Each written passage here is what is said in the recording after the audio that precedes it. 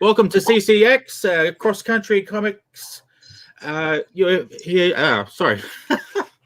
Shane here from ComX, and we've got Dustin from the listener and Lee Chalker from Battle for Bustle, our hosts tonight. Good morning. Or this morning, depending where you are. And our first guest today is Dave Dye. I'll just bring him straight in. We won't muck around. Hey, Dave.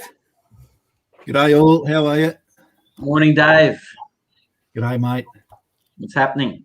Oh, hanging out, waiting for some penetrating questions and, How are you, Very Dustin? I'm excited to have Mr. Dye on because he writes books that are very near to my heart, and all my family is served. So I was the odd duck out on that boat, but really excited to have Mr. Dye here so we can pick his brain a little bit and see how the different things he does. Because like with the listener, we try to keep things true to the time period that we write about. You know what I mean, and the wars that we're involved in. From uniforms to weaponry to vehicles, all that we try to keep the same. Mr. Dye writes about a futuristic type of warfare as well. So I'm really excited to hear about some of that stuff. Yeah, I cover, I've got historical graphic histories. That was the first thing I did. And also the futuristic Dropship 15. G'day, Jerome. Hello, Jerome. Hey, Jerome. And also Vietnam War. What else have I done? Any World War II? I'm trying to think. But I'll cover just about any military type period. Any time when there's conflict, I'm happy to write and be involved with it. All that conflict. I gotcha. So even if you have to make up your futuristic conflicts, mate.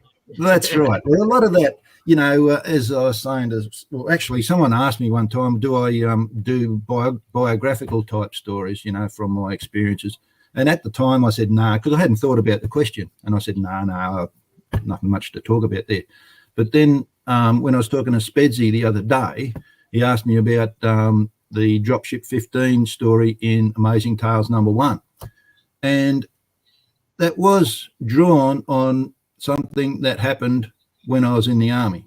And it was it's just one of those things, when you're working at an office, you got your secure logins, you got the security and all that, and you're logged in and things are secure, and you're not supposed to leave it insecure. Right. But every now and then, you want to get up and get a book, or you want to just go out to the dunny or something like that. You think, I'll sneak out and get back and I won't bother logging in and logging out. Sure enough, as soon as you do that, Murphy's Law, mate, someone's going to come in. And what used to come up at work, a bloke, you'd get this message distributed through the whole unit. Oh, I just want to let everyone know I've just come out of the closet and I'm feeling really gay and happy about myself. And I want you all to embrace my newfound self from blah, blah, blah. Billy Boggs. What? Oh, he's left his thing open and someone's got in there and typed that in for him. So that's the background to the first story in that Amazing Tales. So I draw on those sort of things when I'm writing my stories and illustrating, yeah. For sure. It's always funny though when you because I've got little moments in my comics too that are drawn on from things you've seen at work or walking down the street, you know what I mean? And for some particular reason, they just stick in the back of your mind, and then you have that opportunity you're writing, and it's like, oh, there's a good little spot that I could tack that in there, because man, I've even in Battle for Bustle, I've even added a couple of dogs that I've had in the past that were my mates in there that are tucked in the background, and morning Zach and cats and different things. So you can go. I can go to varying pages and see. There's Floyd the Dalmatian, or there's Ziggy the boxer. Just as a chuckle. So we do these things. So Dave, this morning, mate, what would you like to speak about amongst your illustrious backlog and back catalogue of stories, artwork, and writing? Because I'm quite sure you've got some. A couple of weeks ago we were talking about episode 2 of CCCX. We had SK on, and he was talking about digital lettering. Mhm. You, sir, are a traditional letterist Mhm. that does everything by hand, and I thought that might be a good place to start, if that's all right with everyone, just to give people a bit of a different demographic of the digital lettering which we've had, and some traditional handwritten lettering. I can't even imagine what it takes. So for the listener, Kyle, the very first issue, Kyle did it by hand. I can't imagine doing it by hand. Now, and that's impulse, is it? Yeah, that's impulse. That looks like impulse. Awesome. Yeah. Your handwriting's impeccable, Mr. Dye. Absolutely. Oh my gosh. And when I say his handwriting's impeccable, guys, once again, like Lee was just saying, that's all by hand. Yeah. So there's no if you look at the letters, they all match. You know what I'm saying? You don't see any I screw up when I write. You know what I'm saying? I write and it's awful. You know what I mean? But when you're trained a certain way, you can look at your handwriting and it's the same all the way through. You know what I mean? And that's phenomenal. That's really, really cool. I wouldn't be able to hand letter for nothing. The thing is, my first book that I put out, I got out of the army in 2011, and this was the first thing I did. 200 and something pages. Unreal. And you hand lettered all of that? That's all hand lettered, yeah. Oh, so man. At the beginning, it's like chicken scratchings, but towards the end, it got a bit better. So that's that's a fair bit of writing in there. Yeah, I was going to say there's a lot of words. Wow. Yeah. So that's, in the long run, that's a lot of practice. Yeah, for sure. So Dave, do you draw, when you're drawing your page, mate? I know with digital lettering you have the luxury of drawing a page, scanning it, and then coming in and adding word bubbles, etc. When you sit down to draw your pages, do you put the bubbles in there and draw around them, or do you have some other way where you cut them out, in circles and place them, or how do you roll with it, mate? Pretty much. See, here's a page. That's a page I'm working on now. This one's is for Reverie. This is going to have digital lettering on it. But if this was one that I was working on for me, I'd hand letter, and you can see there's a space here left. I left that for the letterer to put his speech bubble up in there. I will pretty much do the panel, organize the drawing first in pencil, and then I'll make sure I've left appropriate room for the lettering. Then I'll do the lettering in pencil before I ink. And sometimes I might have to just move, I might have to move a figure a little bit to the left or something like that. Or I work it while it's still in pencil. I work out where the bubble and that will be before I ink. Then I'll do the actual ink lettering first before I ink the rest of the drawing. So it gets inked. So that's how it's sort of done. That's awesome. Now you also have a handy tool, don't you? Handy tool. I've got the Ames lettering guide here somewhere. It's not an Ames, but it's the lettering guide. Where is it? Here it is. I've got so much. My wife thinks I'm the messiest bloke on earth. Thanks, Ryan. Good on you, mate. I've got the lettering guide to help me with the spacing. That helps you with the spacing. Yeah. So you just really, And for anyone interested, Dave, where do you get one of those, mate? I bought that at Kearsley in Sydney years ago. Yep.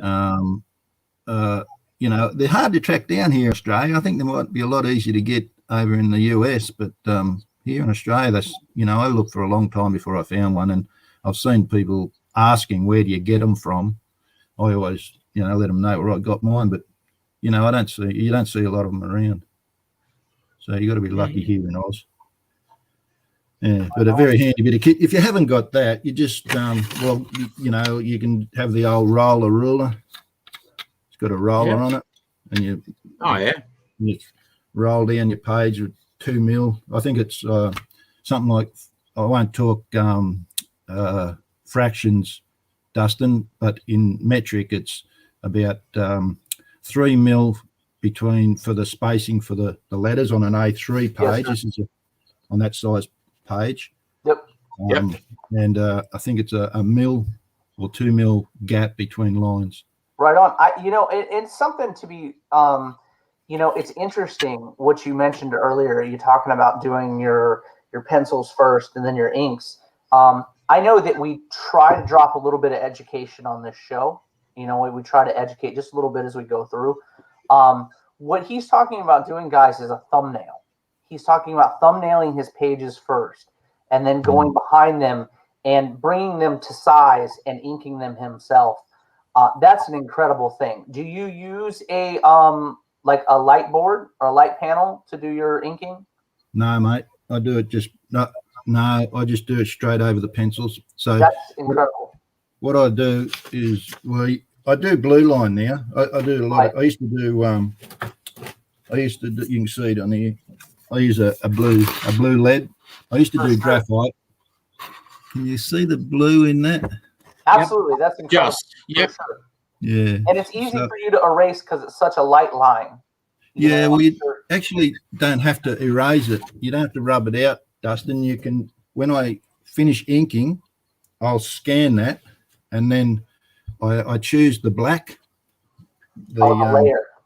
The black. Layer, just choose the black, then invert the selection. Yes, sir. And then hit delete. That's amazing. And everything goes, and it just leaves the black lines. I love it. That's incredible. That's pretty cool. With with that Anzac book, 200 pages, I did it in graphite, normal pencil, and every page I get the old rubber out.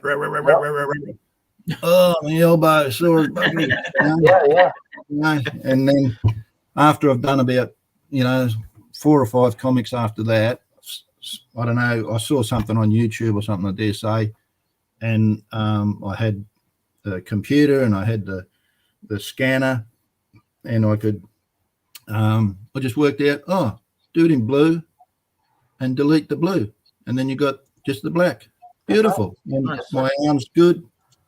And it's interesting to see the way that you're taking styles and techniques that have been passed through generations, because you didn't have a comic book background. So that's what's really cool about what you're doing, that you've been doing the past 10 years, 11 years now. You know what I mean? From someone that doesn't have a background in it to come forward and be putting out quality work. And I'll say it's quality because I like it. You know what I mean? So quality Thanks, work, and it's all done by hand. But now you're taking the best things that suit you technologically to assist you in your creation. See, there's a lot of people nowadays that have this either do or die. You're all the way in or you're all the way out with technology or without technology. You know what I'm saying? And there's no reason not to do what's best for you. You know what I mean? To take these little teeny nuances to make it the best you can make it. I asked you about the eraser because I legitimately felt like that may be a direction that you went into. So when you say, hey, look, I scan it and I do this now, I'm just blown away. I think that's the coolest thing, that you're taking these, it's like black and white. You're taking yin and yang to do these things. It's very cool. You got to, I think, you got to, technology's great. And there's parts of it that I want to use. I want to utilize the scanner, the ability to touch up my drawings in Clip Studio Paint. Instead of using whiteout now, I can scan it and do my adjustments on the computer. Instead of when I did that Anzac book, and I had to use whiteout. I actually did panels I didn't like, so I had to cut out a bit of cardboard, stick it on top, and redraw it, or just do things like that. That was the old way of doing things. It's only 11 years ago, but I just wasn't. People were still using computers to do the way I do it now. They were doing it back then, but I was just a slow learner, I guess. But another reason why some things like the lettering, I want to do the lettering because I enjoy it. I enjoy it more than I do if I do it digitally. I have done it digitally, and I can do it, but it's more fun to do it by hand. I think that's an art, and if I can improve my art, and I don't care if I'm drawing figures, backgrounds, cars, or lettering, I want to improve in everything. We were just talking about that, Shannon. We were talking about the fact that in sculpture, you know what I mean? It's an art style. You know, all these things from inking to lettering to laying down panels. You know what I mean? They're all stylistic choices. You know, because if we go in like for the listener, I lay down the panels with Eric. For my other two books, I give direction, but I don't get involved in panel, you know, how they're laid down. But if you put panels down wrong, or you don't use them to the best of your ability, or have the skill set to lay them down in a certain way, it will ruin a beautiful page. You know what I'm saying? Because we talked about panels the other day.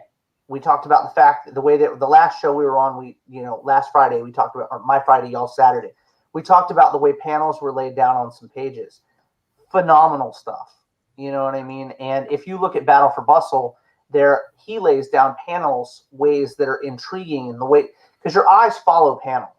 You know what I mean? It's a natural thing to follow because it's the way we're taught to read. You know what I mean? You know, so if you were taught to read right to left versus left to right, your eye would follow a page in the opposite direction. So when you do a panel, you have to do it to where, okay, now I want them to look in this way. I want them to see this, or this is the focal point.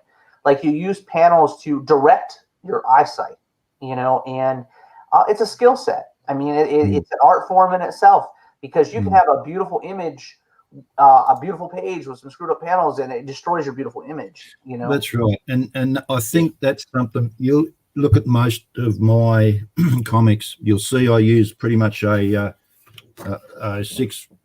six-figure grid, you know, the 6-panel grid type system. Sir. You know, some of them go to this sort of thing, but it's all pretty much, I don't have the big splash panel with the, rarely do it. Sometimes I do have a big panel and then one or two in funny shapes coming down there, or, you know, your big, what do they call it? Your, splash page? Your hero panel. You know, I don't worry too much about them, because you've got to put them in the right spot. And if you don't do it right, you know, you're going to muck up your page, you're going to muck up your storytelling. And my main concern is to tell the story clearly for the reader. Yes, sir. And if I do something wrong and I've got a big panel where it shouldn't be, and that distracts the reader and they zip to that first, it's going to upset the reading pattern. Absolutely. They talk about a hero panel. Sometimes, like, I've found out that you may have a punch line, you know, a critical panel, and you'd like to make it a big one so that when it really emphasizes the action or something for that page or that situation. But if you make it too big and it's at the bottom right, people are going to turn the page and look straight to that. They're not going to see any of what you're talking about that leads up to that last panel. So sometimes that critical panel, I find, is better if it's kept small, because it's the punchline, it's the thing, but you don't want the people to read that before they read what leads up to it. So you've got to be careful what you do. You know, that's like I don't know. We could insert an easy joke about a money shot right here, right? Because it's you're literally prepping yourself. If you don't have the foreplay, it's not going to be any good. You know what I mean? You have to prep. You have to prep your reader just like anything else. You know, because and that goes back into the page turn. You know what I mean? That ES talked about when he was on here as well, because you want to get people to read. You know what I'm saying? You want them to follow you set the path. It's like the yellow brick road. Okay. Mm. You want them to follow the yellow brick road down the page. You want them to get to the end of that page and go, man, that was really, really great what I just saw. But at the same time, you want the page turn to be there as well, because you want them to follow on to the next page. So all this stuff has to bleed in a way that makes sense. You know what I mean? And I think that's the Achilles heel, you know, for certain types of comic books, you know, and it's, you know, do I have the right, you know, where's it at? What's going on? Am I drawing the reader in the right direction? That's and right. I'll say this with confidence. Most of the books I've seen in the indie market lately, in the past year and a half, have been really, really good stuff. You know, so it's exciting to see people, you know, come out and show things.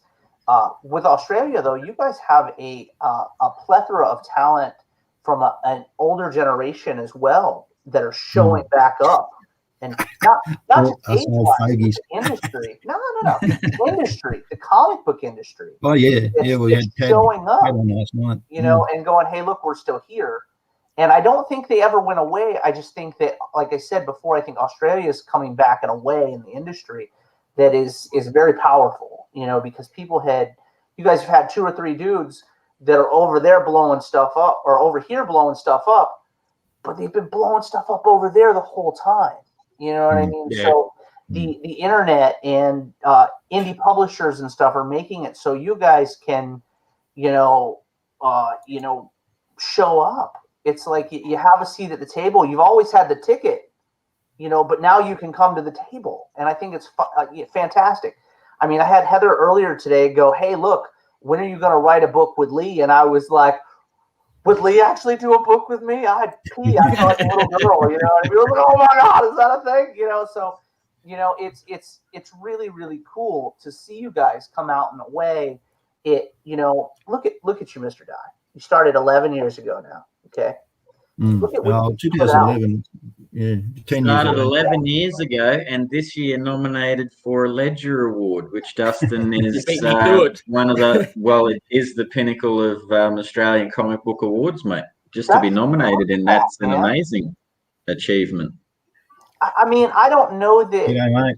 you know, I mean, holy cow, that to me, when I think Australian comic books, I think Mike Crome, I think, you know, Killaroo, I think Battle for Bustle, and, you know, Mr. Dye.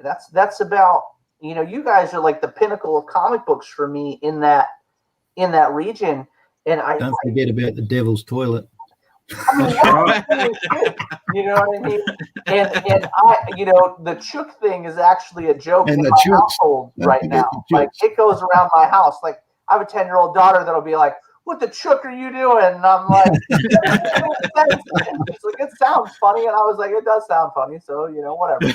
But Spedsy's gone international. Yeah. Oh, man. You know, great dude, for sure. Great dude. And you guys have a, like, when you talk about war stories, I don't know another comic book right now to this day. And I'm going to toot my own horn. And this is the first time you guys have probably heard me do it. But I think the listener stands apart with war stories. And other than Mr. Dye's work modernly, I haven't seen another war story book that drew me in. You know what I mean? I haven't. I haven't read every book in the world either, though. But I think we may be sitting pretty in that particular genre of book right now. You know, and to be nominated for something like that, it's phenomenal, man. It's awesome. Congratulations. Yeah. I hope you get it. That's super cool. Oh, dude, it's outstanding. If I was, because my copy of it's in the house, I'm in the granny flat, I'd show it to you, but Dave will have a copy of it. I reckon he's got amongst his piles of papers there.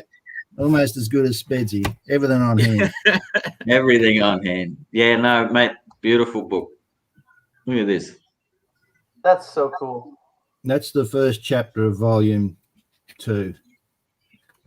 So I mean, it takes you back, man, because it reminds me of as a kid. It reminds me of like the Saturday morning, or the Sunday morning paper. You know what I mean? You'd have comics, and that's how they would be laid out in the paper. It's very, very cool. That's yeah. My influences are the old style. Joe Kubert, Frank Frazetta, Mort Drucker, Jack Davis. Those artists are great. He speaks the devil and shows up. Look at y'all. Y'all start talking about him. He's gonna be in here. Yeah. See, this is the one that's got the on the back there. That's set in Vietnam. I'm gonna show you something cool since you've showed. Bad Karma, Vietnam. I don't know what a Flamin' Drongo is, but that's Spedsy. That's the back of my book. Wow. Yeah. Oh, what's is that the statue "Bury My Heart at Wounded Knee" or something? What's that? I've seen that statue. So it's a Sioux warrior, or a warrior, isn't it? Yeah. So the image is actually we used it because that's my uncle standing in front of it. Yeah, right. And he died last year on June 16th. And he was a veteran, was he? Yes, sir. And that's what started the listener. The whole deal was, it's loosely based on his life and the things that he talked about.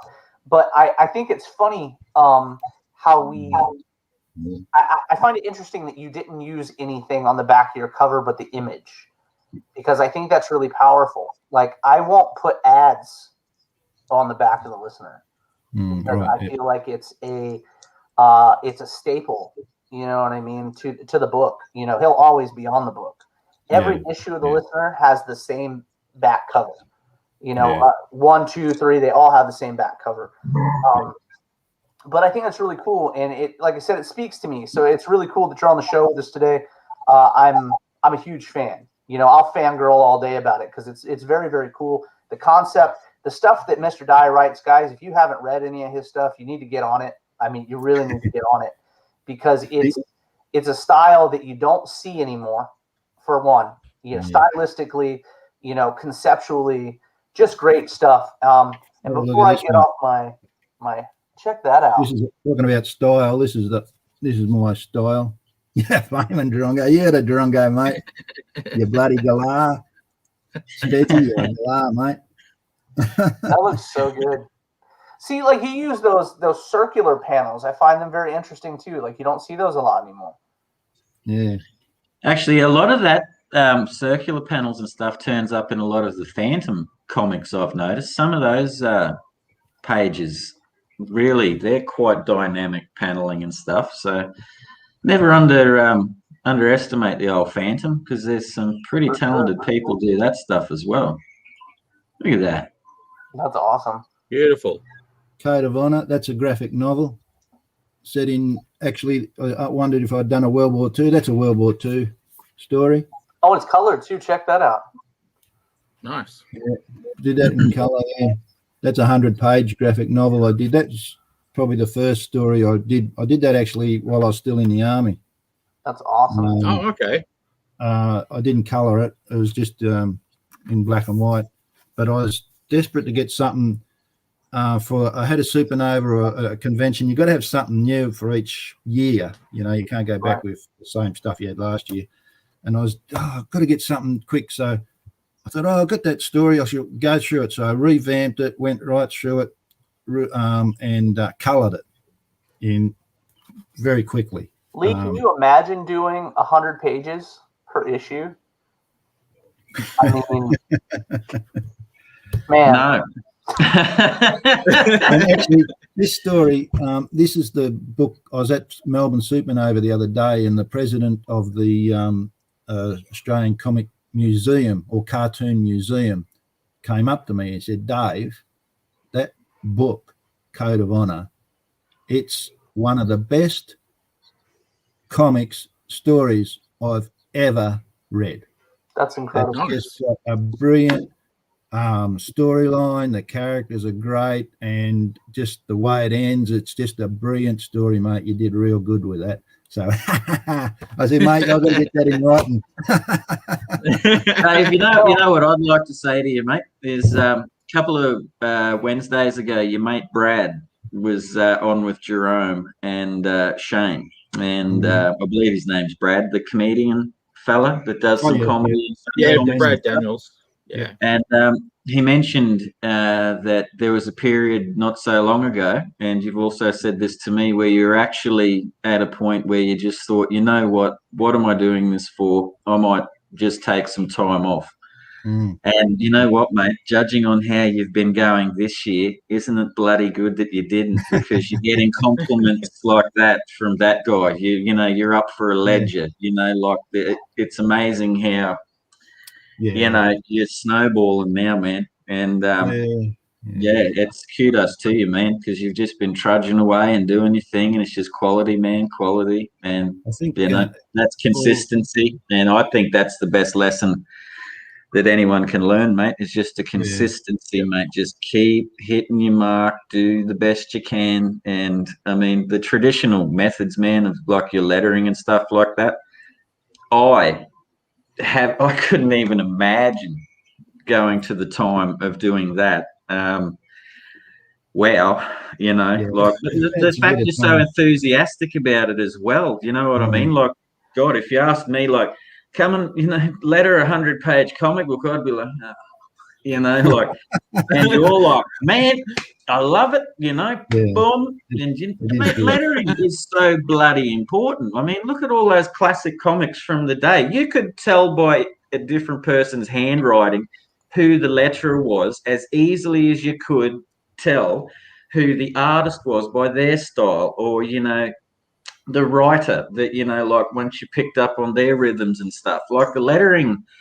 I believe myself is, you know, the art, not to say that digital isn't a skill factor in itself. So please, anyone listening, I'm most certainly not heading in that path. I just purely want to focus on the traditional sides of things. So painstakingly beautiful, man. This one here, that's all digital lettering in this one.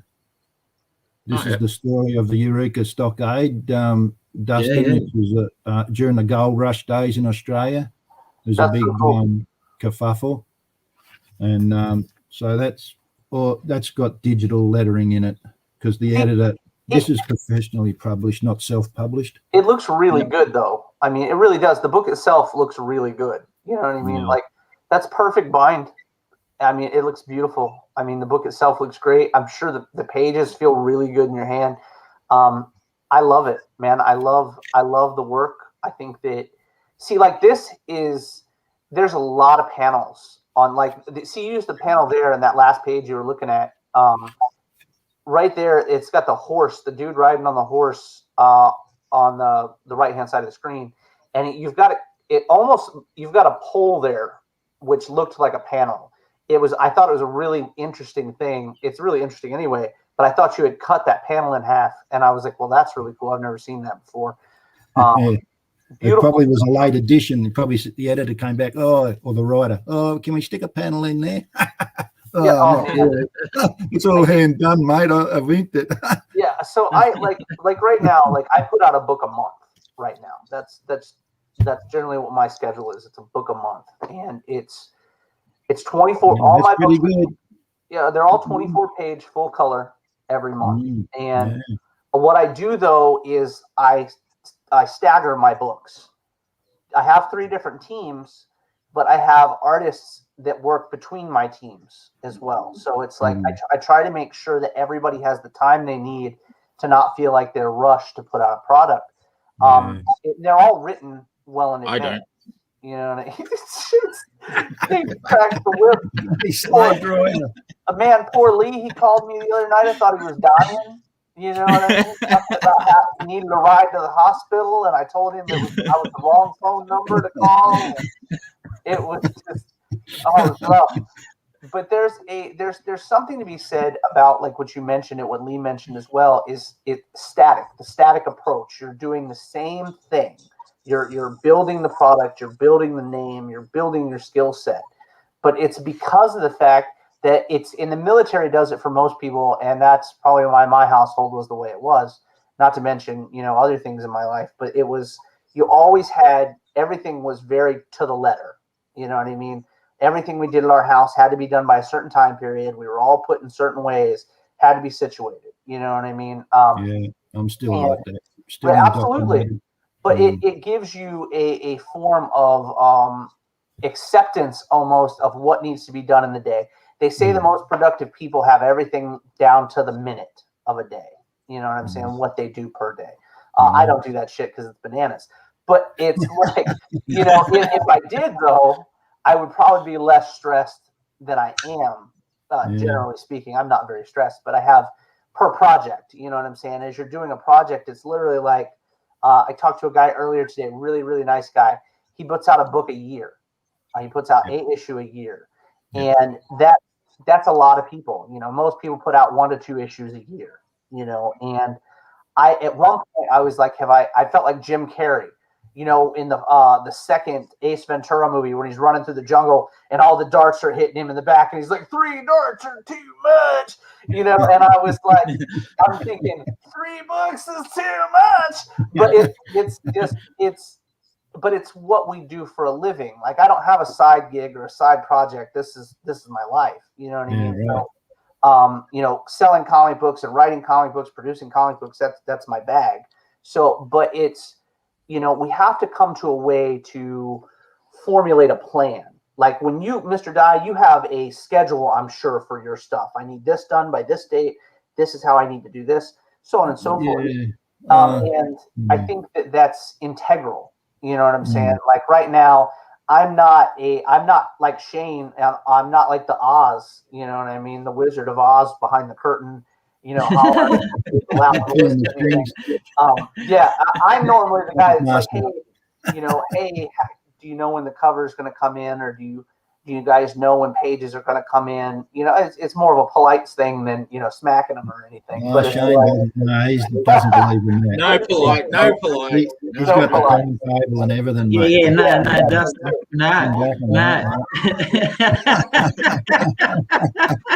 Well, Lee, I need this. Lee, I need that. It's like, I've got 3 hours spare. Ba-ding!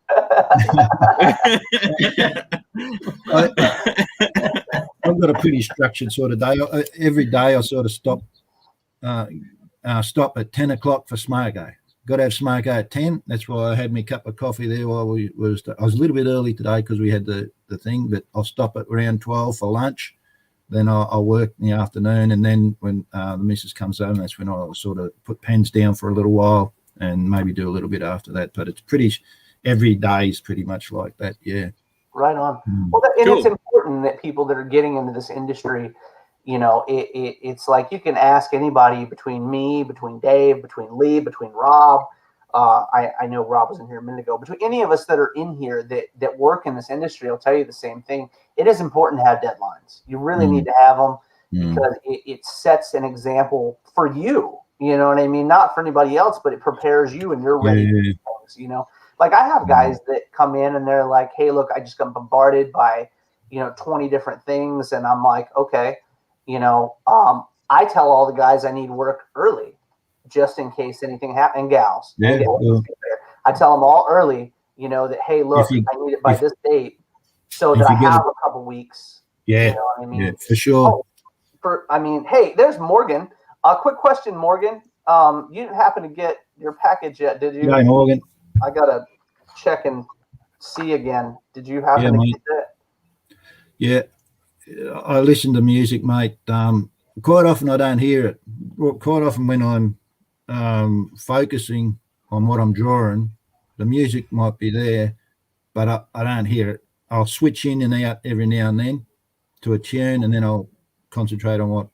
And it's the same with podcasts. I listen to podcasts or audio novels or something like that, you know, Frankenstein. I listened to Deliverance the other day. That's a great audio book. Listen to it. It's great. But, you know, you're in and out, and sometimes what happened there? I've got to rewind that because you come out of your concentration and you go, well, how did I get to there? I missed that bit. So you got to go back and go. But I love drawing the audio books, Dave. Like I love going into that, you know, when everything hits the public domain, you know, the copyright's over and mate, you go in and find some absolute crackers in there, mate, you know, like. I listen to this broadcast, you know, you blokes, when you do your CCCX talks, I'll put that on and I'll be drawing away. I go, oh, good on you, Dustin. Yeah, mate. Yeah, have another drink. Righto, Lee. That's a cracker, mate. So, you know, yeah. I think but I do like silence sometimes. I've got to be honest with you. There's some days where I can come down to the granny flat and like the filters in the fish tanks are going and just a nice day, and you just, you know, like it's silence, and then like 3 or 4 hours later you sort of snap out of it, you know, and like, oh, I haven't done anything, like listen to anything. I've just been sitting here drawing and stuff, you know. So I think it's different. No, Morgan, I pretty much I was set to script, mate. So if I'm just doodling, I don't get much time to just draw. I used to, when I was before I started doing comics, I used to make myself, I wanted to improve my drawing, and I'd have to, in my sketchbook, I'd have to do at least one A4 page a day. That was had to do. And I'd draw anything. So if I was listening to music or watching a movie, yeah, maybe that would affect what I was going to doodle and knock up. Yep. But nowadays, I'm pretty much just full-time drawing comic, and I'm going from a script. So I can't really change much. You can't really change it's pretty much what's in the scripts, what I've got to draw. So, yeah, I don't change up much then. And you do all the scripts, like it's all your script, correct? Most of my work is my stuff. I do the writing, but I do work for other people, like the Western that I'm working on. This Rick McLean, that's written by a bloke named James Broadhurst. He's in Western Australia. He's a sand groper. And, I don't know what that means, but that's cool. That means you're from Western Australia. It's just that's all it means. I try to pick up a word a week from y'all, right? Like I do. I try to learn like a new word as we're going. Look at that. Oh, nice. The cover for Presents NOIR. That's beautiful. Awesome. That cat. For one of the covers, I should say. That's awesome, Dave. It looks so good. Yeah. What a champion. So yeah, what were we talking about? Well, we'll have to actually cut it off there. Yeah. Sorry, Dave. Yeah, we've got Ed in the green room, as they call it. Get me back again, fellas, because I could talk to you for an hour or two. For sure. No worries. For sure. Love to have you, mate. It'd be great. Thanks for the time, fellas, and look after yourselves. Dustin, you look after yourself and keep knocking them out over there, mate. And I'll be keeping on tuning in to see how you're getting on. See you, Aussie blokes, later on, okay? See you, Dave. Thanks for this morning. Take care, mate. The Americans. See you, Dave. Thank you very much. Fellas. See ya. Cool. Well, our next guest is Ed. So I'll just get him straight in because we're running a bit late now. G'day, Ed. Hey, Ed. Oh. How's it going, Ed? Good. How is everyone? Not bad, mate. Not bad. Good, thanks. You're up bright and early today. You've been out for a skate? No, not today. I've been I woke up and did some colouring and then got on the call. Right on. Hit the ground running, mate. Yeah. It's good because I do all my colouring on I got a Surface tablet. So it's right next to the bed. So just grab it straight away before my eyes are open some days and start drawing. Hey, Ed, can I just quickly ask you something before we move on to your comic work, mate? Are my eyes deceiving me, or next to your wife's collection of globes, is that a box Generation 1 Optimus Prime? Yeah. That's awesome. That's awesome. It's a bit Have a look. This is my friend gave me this. When I started collecting Transformers a couple of years ago, he said, I've got one of those. That's amazing, man. This is his one from when he was a kid. Because he'd play with it and then stick it back in the box and then stick it in the cupboard. Wow. And that's where it ended. Gen 1. You're a lucky man. Yeah. Look at that. That's awesome. Because everyone always talks about the globe, so I thought I'd. There you go. You can see where it is. It's down there. There's the other one. Yeah. Nice. Right on. Very cool, man. Very cool. So tell us what you're working on, Ed. At the moment, I am working on finishing up Radical 3. Sweet. That's a mock-up of the cover that I got printed. Oh, that's a cool way to use his cloak, man. Like his cape. That's really cool. Like it looks like destruction in the background, but it's like the cape coming up. Yeah. Like double entendre type of deal. That's really cool. Kind of got the V shape going through. Yeah, man. That's super cool. Very cool. And Ed, did I read correctly the other day too? You're busy. Not only are you doing Radical 3 and trying to get that out, you've got a pre-sale on that happening. Yeah. But did I also see, because Ed draws Final Dragon for ComX Presents, the anthology that's coming out. Mate, did you say that you started issue 2 the other day of Final Dragon, the next part of the story as well? Yes. I've done I started part 2, so I've got 2 panels done, or 2 panels inked. That's awesome. Yeah. That so far, because I do it on the live stream. I do a live stream on Tuesdays and Thursdays on Twitch. Yep. So just draw for an hour on there, and that's how I've been getting it done. Right on. Yeah, right. And I'm trying to get ahead of the. Do you pick like a panel, mate? Like that's what you're going to do that night, or do you? I usually go through. I used to jump around and draw the fun bits and, all the fight scenes and the cool muscle poses and stuff, but I'd end up not finishing the project because now I've got to draw people sitting around talking. So I'd just go and I'd start a new one. So I never got anything finished. So now I just go through panel by panel, pencils, inks, colors, letters. Right on, right on. Oh, so you do everything in your own. Yeah. Like you're the one-stop shop type of guy. Yeah. That's awesome, man. Oh my God. I didn't do the colors for number 1 of Radical. So I've got I colored the cover, but the interiors were by a colorist called Gat Melvin. Cool. But I did the art and the letters, and then for the second one I just did the whole thing. Man, that's awesome. I can't even I am blown away by, all this talent, like to be able, like we were just talking to Mr. Dye about the fact that he's in there lettering his own book. I love letters. I couldn't letter my way out of a paper bag. You know what I mean? But there's lettering, and then there's good lettering, and it's not me. I'm not the one. So, it's interesting to see these, jack of all trade creators that can go out there and be like, bust this out. And you make your own timelines, you make your own dates, everything, your release dates and everything's on you. It's very exciting to see you guys, more and more you guys come forward because it's such a talented world we live in. Like I talk about it being an ocean of talent, right?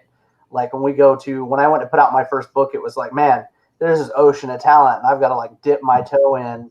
I don't know how this is going to go, So you jump in and it's like, well, you've either got to be uber talented, be able to do all kinds of shit, or just make yourself look really pretty. And I like to think I look really pretty, I kind of, I hop in there with my little, banana hammock on into the ocean. Well, I'm screwed. Jesus. I'm not talented and I'm not pretty. What do I've just got a whip. That's all I've got. So, yeah. Well, to give Rob another one, you're both doing better than me. I got a head like a shelled crab. So, got to work with what you got, mate. Like a hat full of busted assholes. That's it. That's it. The reason why I do it. Sorry, I was just going to say the reason why I do everything is because like it was around 1993 when I was in high school is when I kind of did. As when they said you have to pick a career and start doing stuff towards having a career when I was like 15. And I thought, well, I'll write comics because I can't draw. So their writing's the more like the easier entry level kind of thing. And I wanted to get my friends who could draw at the time to draw my comics. And because comics are so labor intensive, it takes so long that they draw a couple panels or a page and then say, no, not doing it anymore. So I just had to learn how to draw, and then had to learn how to letter and learn how to, like I used to do photocopy books, so I had to learn how to how to put the pages in order and everything. And it was just because there was in the 90s, there was no one else in my area that was doing it. So I kind of had to figure it all out. Right on, right on. Man, you must be psychic, Ed. I was pretty much rolling straight down that path to get those answers out of you there, mate. I did have a little bit of help. There's a guy called Con. He's a cartoonist. He does a David Bowie comic book called Rebel. What? And he's been David Bowie comic book. Yeah. Man, I'm a David Bowie freak, man. Like I'll send you his link. He's on Instagram and stuff. And yeah, sweet. So like in '96, when I almost finished my first comic, and I went to the comic book shop, and then there was this photocopied black and white comic book that he'd just put out. And I was like, oh, I'd get in contact with him. And he told me how to, like, he basically said, because you're doing A4, like folded over. So get an A3 page, get photocopies of your pages that size, and then glue them onto the paper and then get that photocopied. So then you've got all your pages are in how they go, and then get all the copies of that. So that's how I did the first probably 6 or 7 books that I made was like doing that style. So you've really, mate, you're another one of the fellas here that from step one, ground, and just chipped away, learnt, tried different things. Yeah. So, mate, how did you find, because I'm similar with you and not having people that I can talk to about this stuff until of late, you're self-taught. How did you find that? Like, because obviously I would think that if you're in high school in 93, you're about 40-ish, would you be? 43, yeah. There you go, same age as me, mate. So, like when you started, like what, did you just think, okay, I'm going to draw? And, like you had your favorite draw, like, and then you were saying like you wanted to write. Were you drawing in high school? Do you know what I mean? Like, had you started dabbling it, or you just had no confidence in yourself, therefore you went to other friends to like help you out with it? Like, what got you really pumping on that side of things, mate? Well, I'd always been drawing, like just as long as I can remember. Like, and I did make a couple of little comics, like when I was a kid, but I didn't know about photocopying, so I'd draw it and then get another piece of paper and start drawing it again, and I'd try and sell them in the schoolyard. But I got like did 3 copies, and then it's like, this is too much work. But yeah, so I you've just been hustling for a while, as Dustin had said. You've been hustling for a while, mate. Making the but I've always drawn, but there's like, because it's like school, so there's the kids that can draw, and then everyone else doesn't bother trying. So try and get them to do stuff. And there's actually I remember the day that like I kind of figured out how to draw superheroes, as it was the school sports day, and my dad was really strict, and it is all about, you have to focus on school, don't do comic books, do school. And it was sports day, and I said, can I just have the day off because it's sports day? And he's like, no, you have to go to sports, you have to follow the rules. And I said, well, I'm not entered in any events, like, so I'm just going to be sitting around doing nothing there anyway. And it was like, he basically knew I just wasn't going to go. So he said, yeah, take the day off. So I just sat in bed drawing. I was copying, I think it was like Wildcats #1 or something, the Jim Lee book. And I just copied a figure, and I was like, oh, there you go. I kind of got the idea for how to draw superheroes from that. And then just started basically making my own characters. and it was kind of like I would just get an existing character. Like I had this character who's basically Cable, but he's got no hair. So that was my Oh, you beat me to it. So it was like that. That's the kind of stuff I was doing when I was 15. It was like they were all just slightly changed versions of existing Marvel and Image characters. For sure. Well, I think that's as kids, I think that's all that we're subject to. You know what I'm saying? And that's not to say that other stuff didn't exist, but like I lived in a very Catholic household. You know what I mean? Super Catholic household. And, you know, the guys have talked about how they had to hide comic books and stuff. And, you know, I didn't have to hide comic books because I was too ignorant to hide them, I guess, if that makes any sense. Like, I remember I was big into when I grew up, we lived on the farm. And when we were 8, we moved into my grandparents' house. And when we moved into my grandparents' house, I guess my mom and dad had seen that Ninja Turtles had language in it. For those parents that don't know, the old school Turtles did have it was black and white books. Yeah. They were super gory, super violent. There was a lot of language in them for that time period. Great books. But even Transformers had language in it. They were black and white at the time as well. And super dark books too, you know. And I guess my mom and dad found them, tossed them all, you know, because they had language and I wasn't allowed to have things like that. I mean, my mom went so far as to cut the tail off the end of my Nightcrawler, you know, at the tip of his tail off. Because he looked like a devil. He looked like a devil, absolutely. So I wasn't allowed to have it. But, you know, there are all those little things that create us as writers and they mold us as creators, you know, because at that point in time after that, it was only Spider-Man and only X-Men that I was allowed to have. You know, I wasn't allowed to read independent books. Not that my parents knew what an independent comic book was at the time, but if it wasn't a superhero book, I wasn't allowed to buy it. You know what I mean? And it was all judged by cover, of course.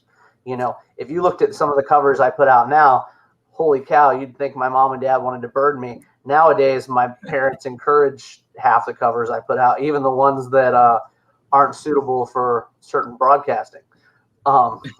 They approve of them, which is really weird.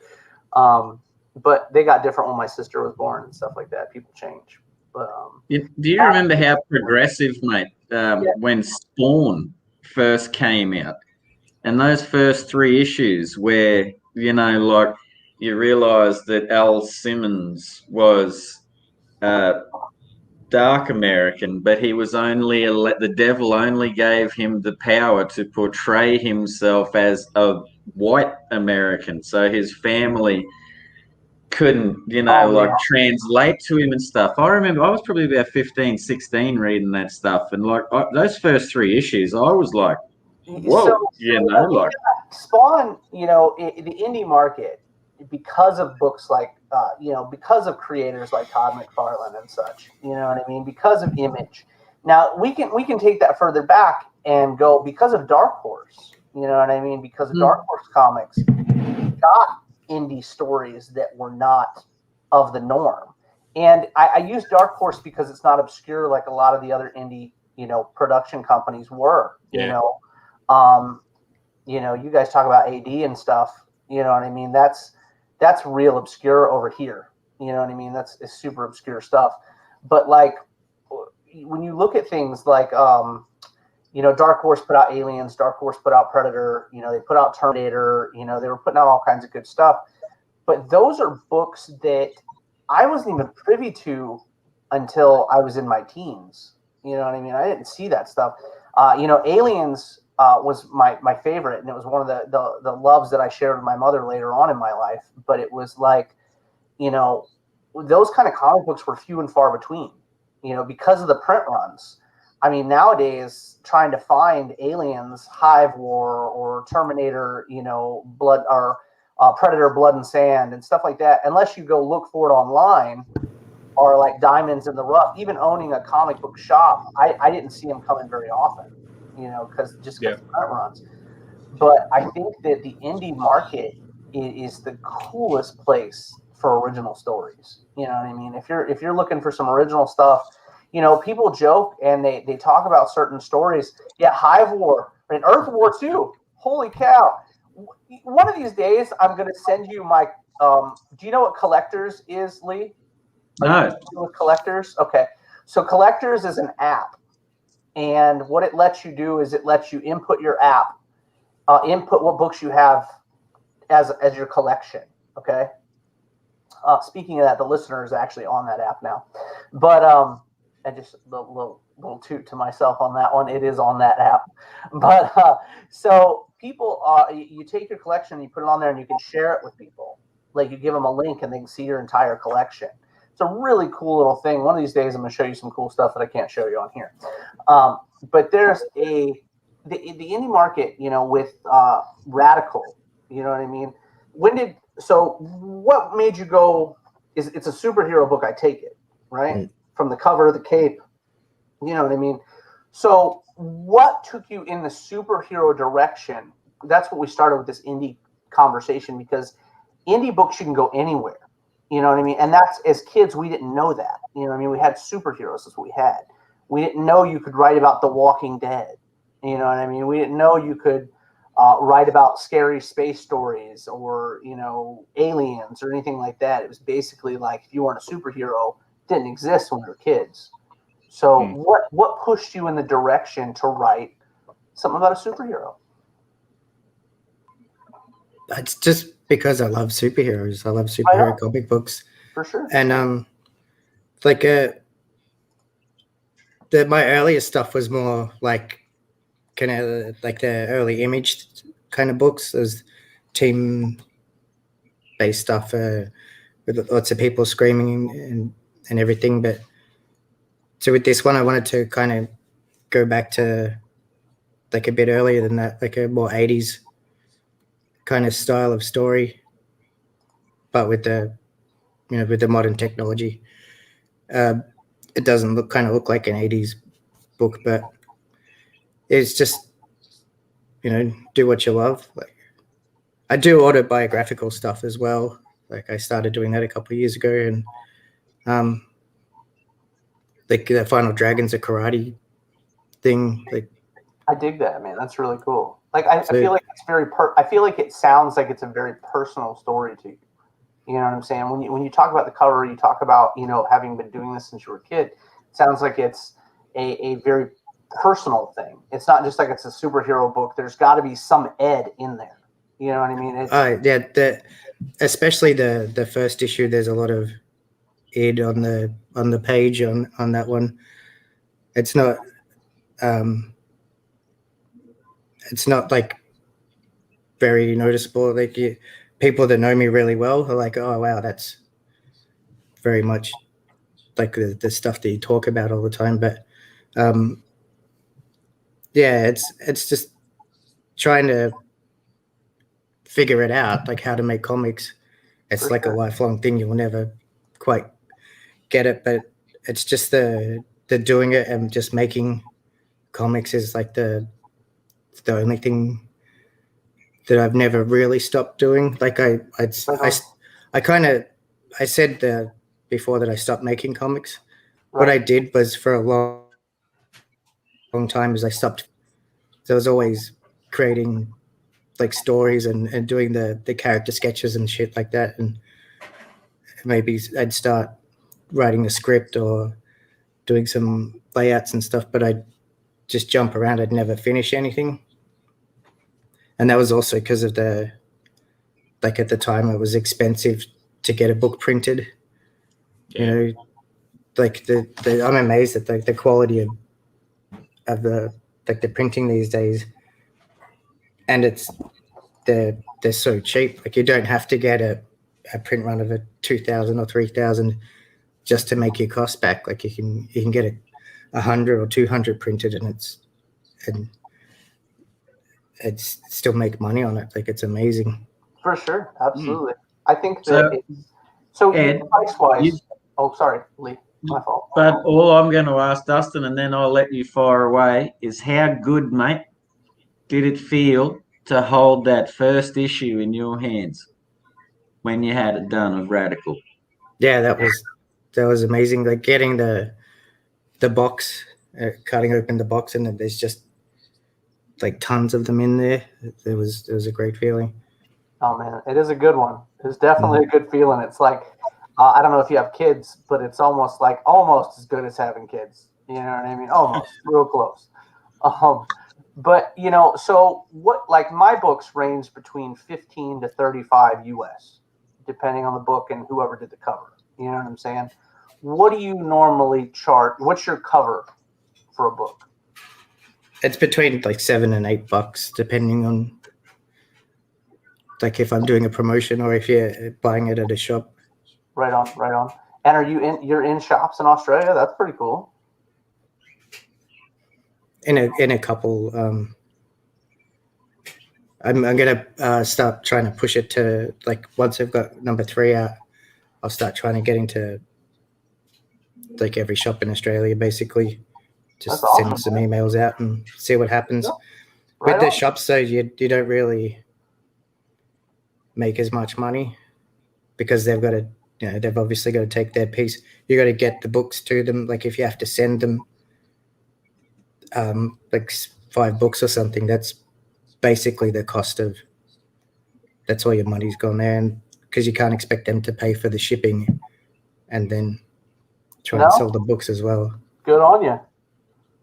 Good on you, because I charge them shipping. You know, I mean, Well, Dustin, here's a funny story for you, mate. I go down to my comic shop up the road, you know, one of them that, you know, sells it, and I walk in there and I'm like, oh yeah, you know, just checking stocks on Battle for Bustle and blah blah blah, and I look at the price tag and they've got $8.95 on it, and I'm like, dude, it's $8. Oh yeah, well we just put the price up. Then you sit there and you go, you cheeky so and so's, you know what I mean? Like you're pocketing an extra $1. You know what I mean? And no one bothered talking to me about that. You know, it's like we got to pay the top boy to put the book up on the shelf, Mr. Chong. Yeah. Yeah, because it's only like a foot from their counter, you know what I mean? Like the calories that are burnt in that, bloody hell, you know? Like, get out of here. Cheeky buggers. But yeah, you do have to watch them, I tell you. But no, I love hearing stories about like Reggie Didge, like independent stuff, mate. Like you've just kept pumping since you're a kid. You'd never lost that dream, mate. And you know what? That's one of the beautiful things that I love talking about, as everyone knows on this show and stuff. That's the sort of story that's inspiring, man, for me, because that sort of stuff keeps my enthusiasm going, knowing that Ed's out there with Radical and he's been doing it from the same age that I was. And he's still, you know, it took him a bit, but he got there, you know, and it's hopefully, you know, anyone listening that wants to do a comic book or, you know, dreams of, you know, combining their panels and, you know, like, you know, starting on a photocopier and stuff like that can look at you, Ed, and go like, man, he did it. I'm going to get there, you know, like, and it's an awesome story, mate. Yeah, I think because you can get stuff like this so easily, like this kind of production, that someone who's starting out will look at that and say, well, my shit doesn't look like that. I'm not going to bother. I'm going to wait till I'm at that level or whatever, which is you should just start now and just start finishing pages and just do it. And it doesn't matter. It's because obviously not going to look like that. Like you're not going to stand on a skateboard for the first time and be a pro skater. So you got to get out there every day and practice. And with comic books it takes so long to learn just even basic shit that you have to start now and just start doing it and later it. And I advocate also for doing everything yourself, and because you don't need to do everything yourself. But the reason why the corporate comics, like corporate superhero stuff, is done in that assembly line manner is because they've got to get that fucking book out in 30 days from when the last one came out. So if one person's doing it, it's just going to take too long. Yeah. But when you don't have that kind of thing with the looming dread of the deadline, do it all yourself. Just start and don't ever stop. just get stuff done and finish stuff. It's so important to finish stuff, because if you're just doing like a little bit, you'll never kind of level up. You have to get to the end of the page, and every page is going to get better. So it's finish stuff, do it all yourself, and just start now. Let's go. I love comics. you use that terminology, I love level up. I absolutely love that, because not only is it like a video game thing, RPGs and whatnot, but my artist right now on Babe's Gore and Dinosaurs, Bladen Hunter, he was literally like, I'm going to level up my artwork for this book. And I was like, I really appreciate that, because what a lot of people don't understand is consistency is so important in a comic book. Like, I have 3 books and I have to keep up with 3 teams of artists. So it's literally like, okay, well, I'm not an editor. Okay, I'm a writer. It's what I do. I write, I design pages, I design layouts, but I'm not an editor. We hired an editor recently, Chuck Brunell, great guy. But he hasn't started till just recently with us. His first book with us is the next issue of Greed. So it's like we still have a few months before he's actually in with all of our books and all of our projects. So going back and looking at the different panels and going, all right, are the fingertips the same length that they should be, that they were on the last page?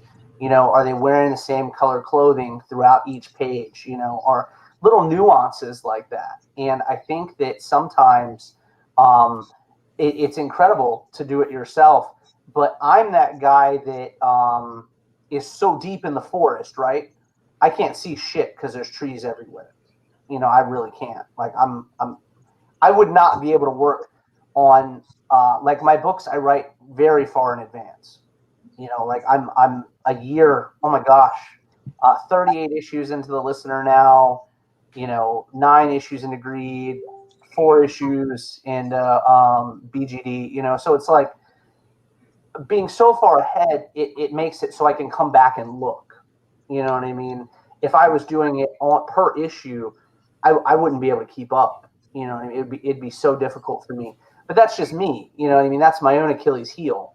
If you guys can go in and do it yourselves, look at Lee. Lee's been doing it for a long time now, and he kills it, and he's doing it himself. It's all his stuff. It's all him editing it. You know what I mean? And I'll say this, though. We joke about this whole color and black and white thing a lot. With color, you have to make sure your colors are correct when you go in and you're coloring something.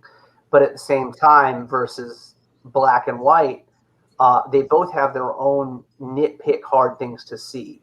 Like I left a sock, like no bullshit, and people have heard the story before. I left a sock out for 20 pages that should have been on a character for 20 pages.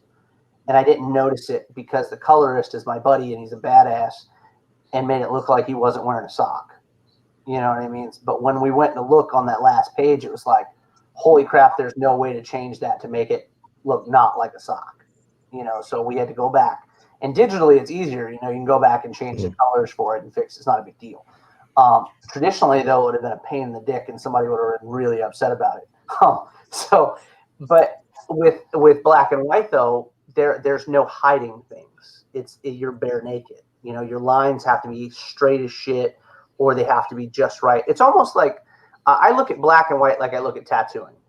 All right, tattoos have to be perfect. You know what I mean? I demand that as a customer and as a writer. Perfection is something that we bring to the table. I recently saw something in a book of mine that no one has pointed out that I noticed was wrong, and I know it's there, and it's going to eat me up till the end of days. You know what I mean? But when the trade paperback comes out, it'll be changed in the trade paperback when it comes out. But it's like there are little nuances, you know what I mean? But with black and white, it's like you got to be there. Like you got to be in it so perfect, and because someone's going to point out a wobbly leg, you know what I mean? Or a wobbly arm. Somebody's got that like way. That's me on a Friday night, mate, with the wobbly leg. Don't worry about that. Somebody's going to point it out, holy shit, how'd that guy's arm get broken? It wasn't broken in the other panel. Little nuances like that, And well, see, man, the one thing is with Ed, Ed's a regular on Shane's Friday night drink and draw show, and the beauty is of that we have an hour to draw a character, and it's all in black and white.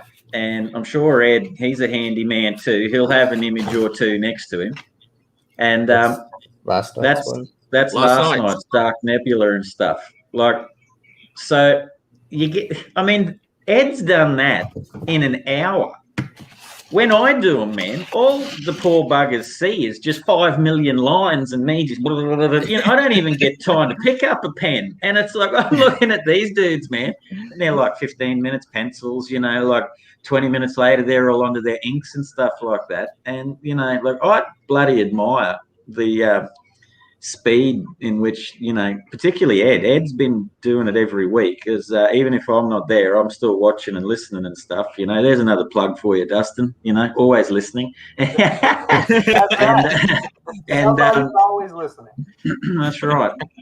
And you know, like, so essentially all of these guys and ladies that do these Friday night drink and draws, they're all very accomplished, just straight up pencils, inks, artists, you know what I mean? Like, that's what I mean, I love black and white, no disrespect to color and stuff, but it's, you know, it's a handy weapon to have. They're not just sort of like like for me, these guys can move into color where I just don't do that. It's just my thing. So they're leveled up on that skill level, you know what I mean? And I prefer painting acrylically. So every cover you see of mine, I've paintbrush and acrylic and mixed my paints and done everything. Beautiful stuff.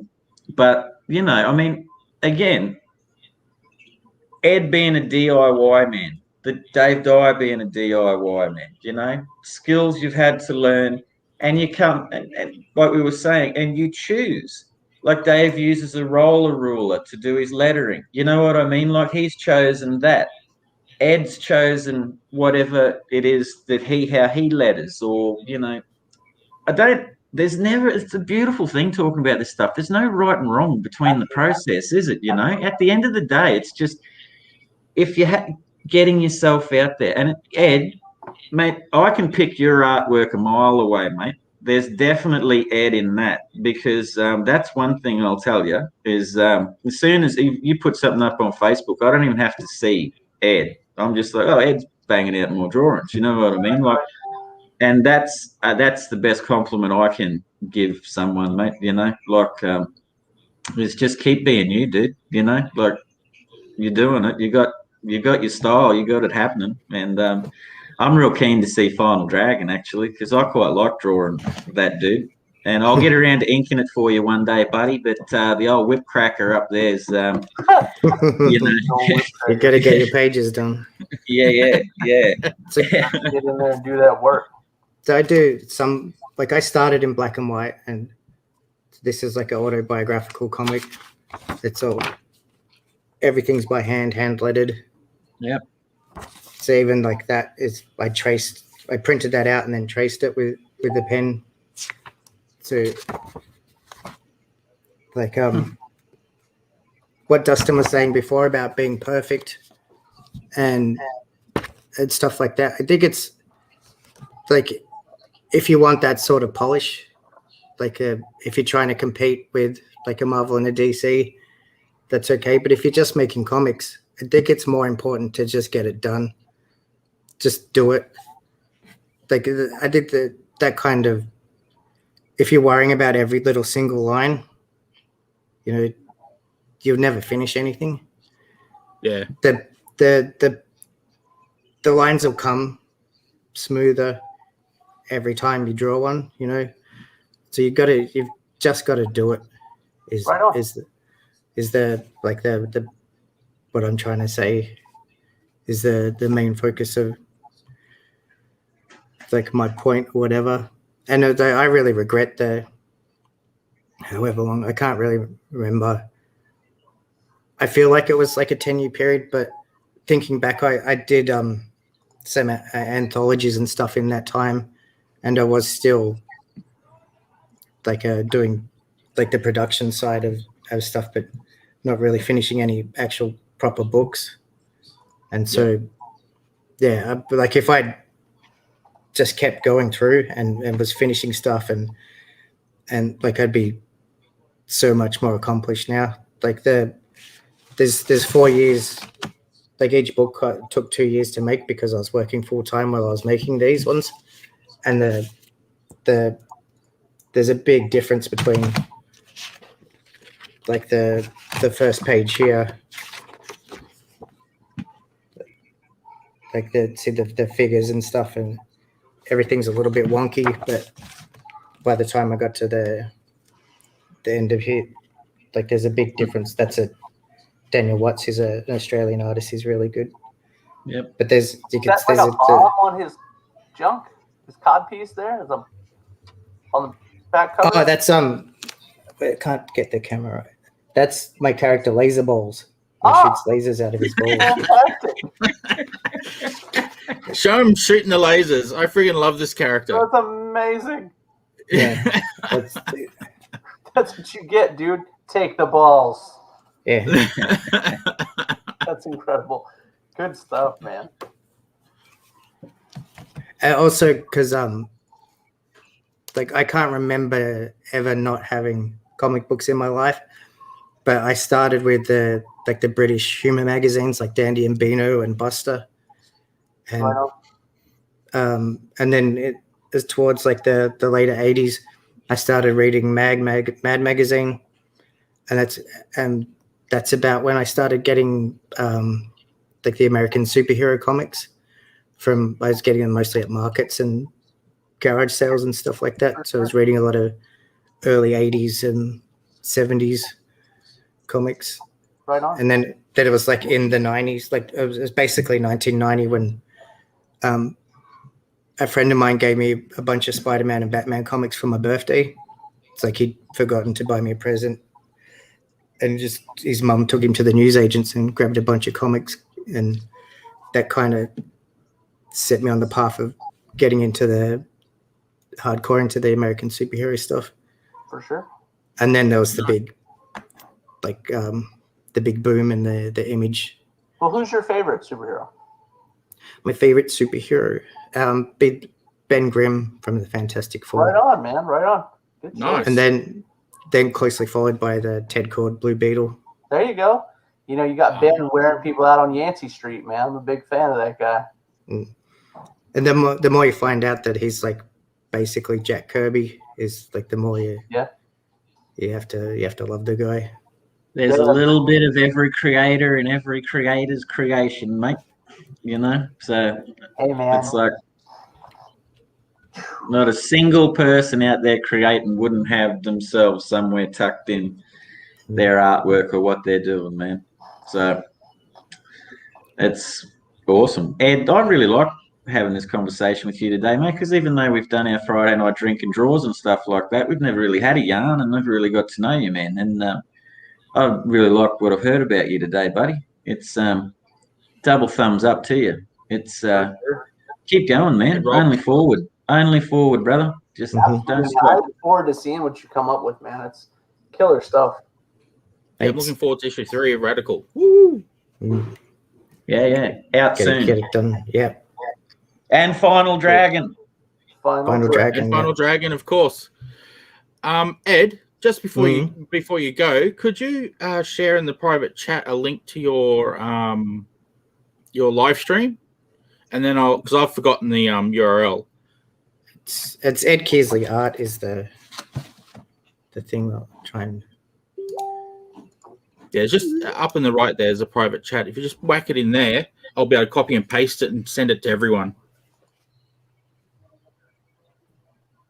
And everyone out there listening, jump on board Radical 3. Yes, Radical 3, definitely. There you go. Excellent. Thanks for that. Well, thanks again for coming on such short notice as well. So that's pretty awesome. And I will get to the right screen and send this out to everyone who's watching. Check out Ed's Twitch. Is it Twitch they call it? Yeah, Twitch live streams that he does every Tuesday and Thursday. And there's Radical 3.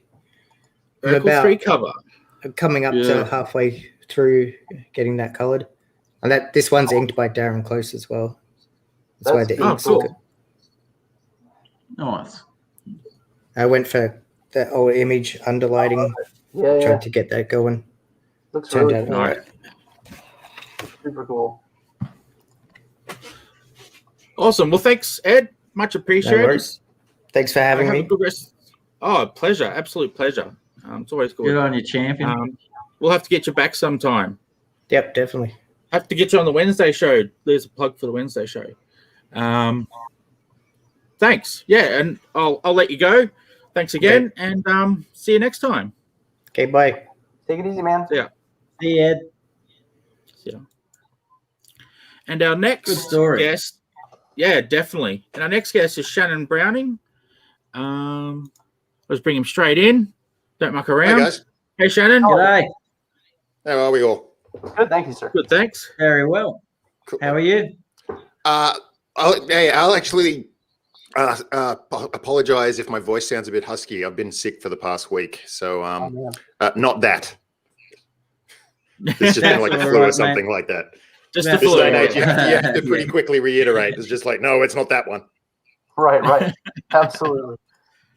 No, I'll just imagine that you've been having cigars and brandy, mate. So we'll go from there. Oh yes, out on the patio, looking over the city from my penthouse apartment, as you can tell from the lovely background here.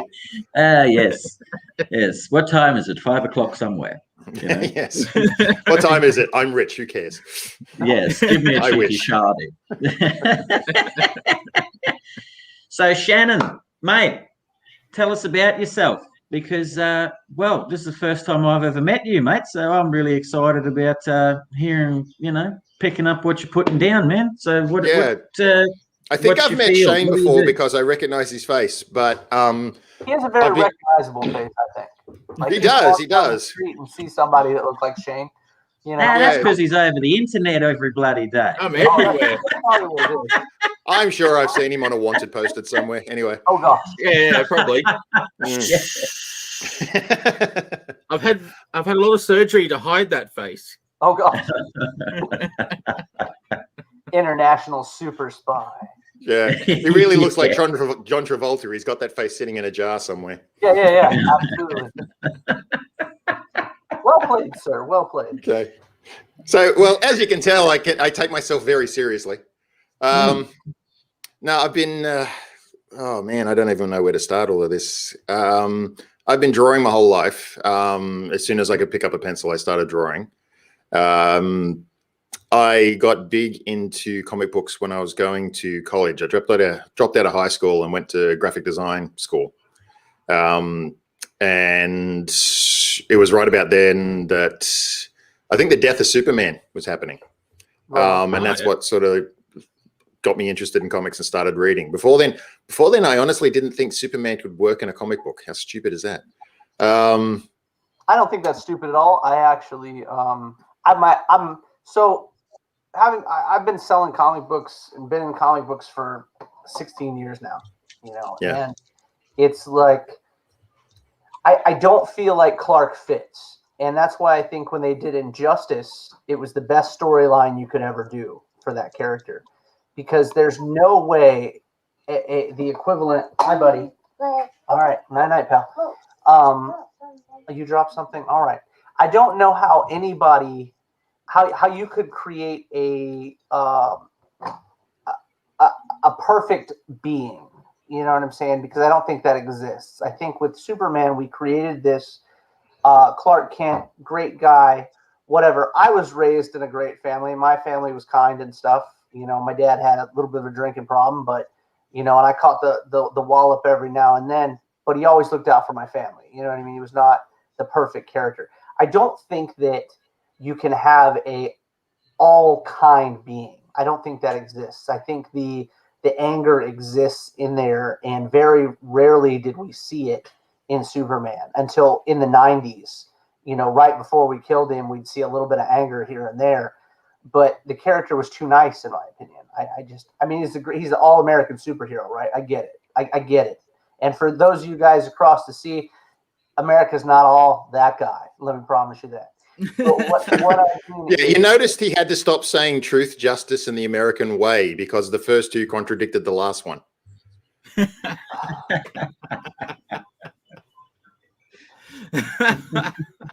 I cut out just then, but that was really funny though.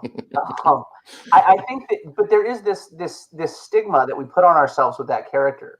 You know what I mean? That you know, you can have it's almost like Jesus, right?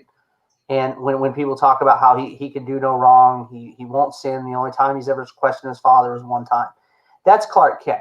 You know what I mean? The epitome of perfection. And I just don't think it works. As a writer, I don't feel like there can be no one that you could do shitty and, you know, he's just going to be like, yeah, that's okay. Keep shitting on my porch. I'm all right with it. Light it on fire next time. You know, it'll be great. You know, it's just, you don't have that until the moment when Injustice came and he killed the Joker for killing Lois Lane, you know, and even Bruce tried to stop him, couldn't stop him from doing it. That was the first real time in the history of comic books do I think we ever got to see what really, you know, is behind Clark Kent, you know. No offense, I disagree with everything you say, but like you make a very, very good point. Superman's one of my favorite characters. That's fair. Fair. If not my all-time favorite character. And I think he's actually a very interesting and very deep character. Okay. But I don't think a lot of writers look at that. Like they have the same sort of, everybody sees Superman as Christopher Reeve from the 70s movie. You know, that tall, perfect, always polite, always says the right thing, always does the right thing, and there's nothing behind him, sort of thing. Right, for sure. But I personally, from a psychological point of view, I think Clark Kent is probably one of the most fucked up human beings on the planet, and he's not a human being. I love it. I'm not trying to have this interview because we'll talk Superman. That'll be a long conversation. But I'm very interested, Mr. Browning. If you want to add me on social media, I would love to hear your views. Oh, actually. Because as a writer, I feel like we, and a reader, an avid reader, I feel like you're absolutely right. I feel like people feel like they're pigeonholed into writing him in this fashion. That's probably why we only got one version of like the Red Sun Superman. You know what I mean? Same thing with Injustice. You know, there are all these different ways you could write the character. And when that movie just came out, what was that? Brightburn. You know, you know, there are. I really believe there are dark areas to that man's psyche, but we don't get to see them. So we get what's written. You know what I'm saying? And that's the issue with it. But anyway, so tell us about what you've got going on right now, Mr. Browning. Okay. Well, just continuing the story. Like years ago, actually way back in 1989, I got big into two properties. I got big into RoboCop, and I got big into Who Framed Roger Rabbit. So, yeah, different ends of the spectrum. Dustin's about to prove something to me. But of course, he's a fan of Roger Rabbit. Oh, cool. But of course, it's like when you're like 14 years old or 15 years old or whatever the hell I was, your imagination is just really weird.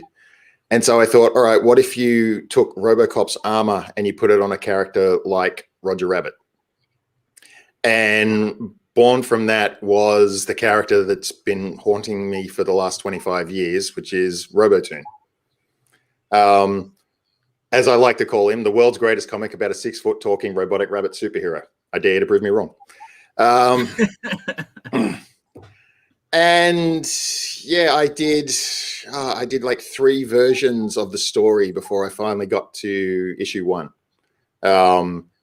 And I'm not talking like I just sat down and wrote a version and didn't like it. No, I completely drew the book. Like I have 2 completed versions of RoboToon issue 1 that I just didn't like and scrapped. Which leads back to what Ed was saying before I came on about I'll just finish things. You know, that's what 10 years of my life drawing comics and stuff like that, but never putting anything out there because it just, in my mind, wasn't good enough. But yeah, finally, I had that book almost finished and ready to complete, and then very stupidly put it to the side and finished another book. which was called Welcome to Woodville, which was a parody of 1950s sci-fi movies, which started as a 24-hour comic. Part of the Australian 24-hour comic challenge. Is that what that's all about? That's I think the they one. call it. Yeah. Sorry, excuse me. Okay. My apologies. But yeah, I did that, but just really liked the story. But of course, it was done in 24 hours, so I hated the art. So redid it. You're going to be hearing that a lot. It's just like, oh, and I redid the comic. And released that at Supernova. I didn't even have a table at Supernova. I stuck it on a friend of mine's table. And it had 25 issues printed and sold out. That's awesome. Oh, nice. Yeah. So I wasn't even there like selling it or anything like that. And they all sold out, which was really, really inspiring. So went on and got RoboToon finished and released that at Armageddon down in Melbourne the next year, and didn't sell an issue, which was a little bit heartbreaking, as you can tell, like, especially because it was this character that I've been working on for years. I finally got it out there and just no one was interested. But that's part of the course. I mean, that's what you got to deal with. Like, sometimes it takes a while to find your audience. I know they're out there somewhere. I'm still looking for them, but still. So you publish yourself. You're not with the publishing company. You're solo. Yeah, I'm all me. You do the art and everything. I write, I draw, I ink, I do the design of the book and the layout and that sort of thing. These guys in Australia for you just like hang on to them so they can't go to the other parts of the world, and you just brother. CCCX has got that little jar top now, you know, like we're letting them out ever so slowly. Every Saturday we just drop another few out there for the world to see. You know? I'm just like, oh yeah, I ink myself, I draw myself, I write myself. You know what I mean? We got barrels of them out the back, mate. Don't worry about that. That's where all the creative energy is, right? I gotcha. And also, I think a big part of it also comes from just that's what you need to do. I mean, we do have a lot of talented artists and stuff in here, but there's no real what you could call an industry here. It's a community. And so, like, I never thought of myself as a writer, but I wanted to draw comics. I wanted to make movies. For sure. And to do that, I needed stories that I could draw or film and stuff like that. So I started writing. And it wasn't until like a friend of mine entered a script of mine into a writing competition that I wound up winning. Wound up winning. Apologize, guys. English is my second language. I haven't developed the first yet. But we speak the same language. I love it. I won this competition, and it's just like, wait, maybe I can write. But it was never something that I thought about. It was just something I needed to do to get to something else. And I think you find that a lot in the Aussie comic community, is that everybody there's no one else to do this for me, so I'm just going to do it myself and keep going from there. I mean, I agree with that. That seems to be the road is traveled. You know what I mean? And I find it very interesting and incredibly powerful that you guys can stand up and be like, hey, look, you know, this is it. The first person that I had seen that does everything in their, you know, entirety was Lee's book, Battle for Barcelona. I'd never seen that before. I'd never seen someone that did every single ounce of the book themselves, like the one-man army type of deal. You know, so it was awe-inspiring to me. You know, you write it, you ink it, you draw it, you ink it, you color it, then you letter it yourself, and you're producing it. It's a very powerful thing, like, because I have 18 people that work with me. Jesus. You know what I mean? It's literally, I put out a book a month. I have 3 different titles. I have 3 different teams. You know what I mean? So it's like, holy shit. I can't imagine doing it all by myself. You know, it just doesn't, I just wouldn't be able to do it because it's so much. You know what I mean? Because you're writing a story, you're putting characters together, and I just wouldn't be able to do it. Yeah. But you've also I'm got, very lucky that I've got Tam that helps me these days, because the amount of work in front of me currently, man, is unbelievable, you know. So it's very lucky that she Yeah, well, I'll talk to you about him, Shannon, after the show if you want that Shane bloke. We'll keep those things between us, you know. But yeah, no, it's mate, it does get tricky to do it yourself. But I think and Shannon's probably one, and again, much like Ed would before and Dave, such a vast distance, and like, you know, in Australia, and it's not easy to get to places and meet other people. But with the internet and shows like this, and you know, the other shows that Shane's got happening, that's, you know, that's the beautiful thing of it, is like, you know, cross countries, it's like we're all meeting each other, we're all seeing each other, and you know, like learning, taking bits and pieces. And Shannon, I certainly hope you haven't stopped doing RoboToon, mate, because, you know, like no one bought that comic book on its first. I'm so excited about that concept. It's silly. RoboToon has 3 issues. The second one is up on Comixology at the moment. Actually, the first 2, sorry. The first 2 are on Comixology. The second one is being reviewed at the moment to make sure that it's, you know, safe for the general audience. And then the third one's going up very soon. I'm just going through and cleaning up some of the art. I was working on issue 4. The last time I published one of them, I got to admit, was about 10 years ago. I was working on issue 4. I got about 2/3 of the way through, and then life just got in the way. I can't even tell you if there was an event or there was a moment or what happened, but I just put the book down and didn't pick it up again for a long time. And it wasn't till like digital technology started coming up and digital publishing and that sort of thing. And I had these books at home. I had 5 comics that I'd written and drawn that just were sitting in a box out the back. You know, all the artwork was on my computer and stuff. And it, like, if you've created something, it's like you're not creating it in a vacuum. You know, you've created it for an audience. You've created to get it out there. Yep. And to have something that you've created for an audience and it's 100% unavailable to an audience. Like my distribution system for my comics ended at the length of my arm.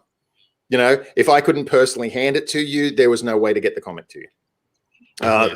And that was just going to conventions, going to fairs, talking to people, like mentioning that I do comics and they'd be interested in what I had done. So yeah, the digital stuff came up, and I just thought, well, that's there. Take advantage of it. Get the books out there. But of course, like, I've gone through and just like, there's so much stuff that I wasn't happy with. I wanted to fix things. If I allowed myself, I'd probably completely redraw all the books, but I didn't want to do that. I wanted them to still be what they were, but I just wanted them to be just a little bit more coherent. So I went through digitally and Photoshop, and I added grayscale and cleaned a few pieces up, redrew the occasional face that really annoyed me. So yeah, that's why it's taken me so long to get the books actually up online. Oh, yeah, cool. But because I'm doing it, because they're up there, I've dug out the artwork for issue 4, and I've re-scripted a bit of it. But I'm finally going to finish issue 4. I've written issue 5, and nice. I want to finish this character's story. This character has been so important to me for years. It literally been part of my life since 1989, for crying out loud. That's a long damn time. Actually, hang on one sec. Yep. This will be the part where I boost the screen up. I bet you all 3 of us still here are like, understand the life gets in the way sometimes thing, doesn't it? Oh, yeah. Absolutely. All right. So here's the guy himself. No way. That's awesome. He's so cool. How cool is this? I love it. It's awesome. Yeah. I was engaged at one point to, like, probably the most talented sculptress in all of Australia. And as a gift, she sculpted this for me. That's amazing. And he looks exactly the way I draw him, which made me think that I need to start drawing better. But anyway. It's very cool. Like, so do you treat it like, so I know that you're just now talking about it and you haven't messed with it for a while. You put it down. But do you oh my gosh, I'm so interested. Like, it's such a fun concept. Do you treat him like a serious character, or do you treat him like a Roger Rabbit-esque character? Yes. Oh, he's, oh man, how do I I know describe that him? sounds loaded at the same time, but he has a very, it's beautiful. Okay, the concept is beautiful. I love, everybody loves RoboCop, right? It was great. Yeah. I'm a huge Roger Rabbit fan, to the point where I have Jessica Rabbit tattooed on my calf. You know what I mean? There's a lot. Do you? I'm dating I do. I do have Jessica Rabbit tattooed on my calf. I'm dating Jessica Rabbit. That's incredible. No word of a lie. Like, when we met at a fancy dress party. I was dressed as Superman because I just happen to have a Superman suit. I'm helping set up. I turn and I just happen to be looking at the door at 1 second, and in walks Jessica Rabbit. And took one look at her and just thought, wait, is that my new girlfriend? Yeah. And yeah, 8 years later, we're still together, and she's nerdy as I am, so it's great. I love it. Oh, lovely. So I get the concept of having like a robot cop, or like a cop robot type of deal, rabbit thing. It's very cool, because I do a book now about anthropomorphic characters. You know what I mean? Yeah. I get it. It's a lot of fun. But when you mention it's like a mix with with Roger Rabbit, it's funny to me. Like, it's like, do you treat it like The Mask? You know what I mean? Or do you treat it like the RoboCop? There is an element of The Mask in it. I mean, the storyline features a guy that he's an out of work actor. He really wants to make it as a comedian and a performer, but he just doesn't have the confidence. He keeps on blowing interviews and auditions and stuff. And to make ends meet, he works at his girlfriend's family pizza restaurant, and he dances around in a giant rabbit suit. And one night he's taking the garbage out. He's still got the rabbit suit on, and he gets hit by this thing from outer space that I refer to as the ill reality matrix, which is a very complicated way of saying the MacGuffin. But it basically I wanted to give him the powers and abilities of Bugs Bunny. I love it. But his whole motivation, it's not like, oh, I now have these, wonderful powers, I'll save the world. No, his entire motivation is getting back to the way he was. And so he doesn't always make the best choices. I even gave myself a little bit of an edict of when I'm writing of when you get to a moment that's more of a traditional action hero moment or superhero moment. If the majority of the characters go that way, RoboToon would go that way. Okay. Right on. That's a lot of fun. And yeah, it does make things a lot interesting, but he does have moments where there's a fight scene with a character called Blitzkrieg that looks like a giant armored Mickey Mouse. I love it. And that's issue 2 and 3 are just called Fight Scene Part 1 and Part 2, where he's fighting Blitzkrieg. But he uses the stuff he knows. So he uses practical jokes. He uses pop culture references. He uses that sort of thing. He's not an armored fighter. He's not he's not trained or anything like that. You see so many movies where it's just it's a guy having a beer and then he gets into a fight and all of a sudden he seems to know all these martial arts moves. He's not like that. Nice. One of my favorite moments in the book is at the end of the fight with Blitzkrieg. Spoilers a little bit, but he wins. He's knocked this character down, and he stands there and he does the great big dramatic, stay down moment. He's even got an Australian flag fluttering behind him, and then the next page is him just going, "You know what? Movies usually cut at this point, so I don't actually know what to do next." I love it. It's so fun. The character is awesome. I mean, the concept of character is fun.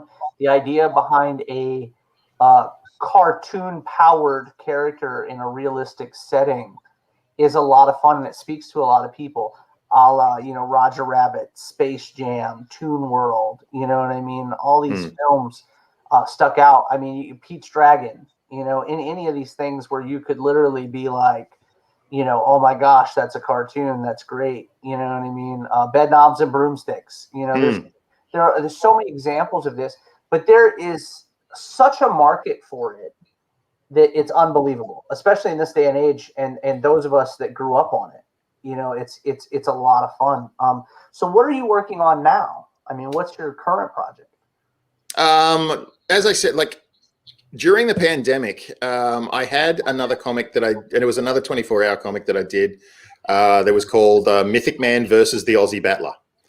I have a character called Mythic Man that is just Superman.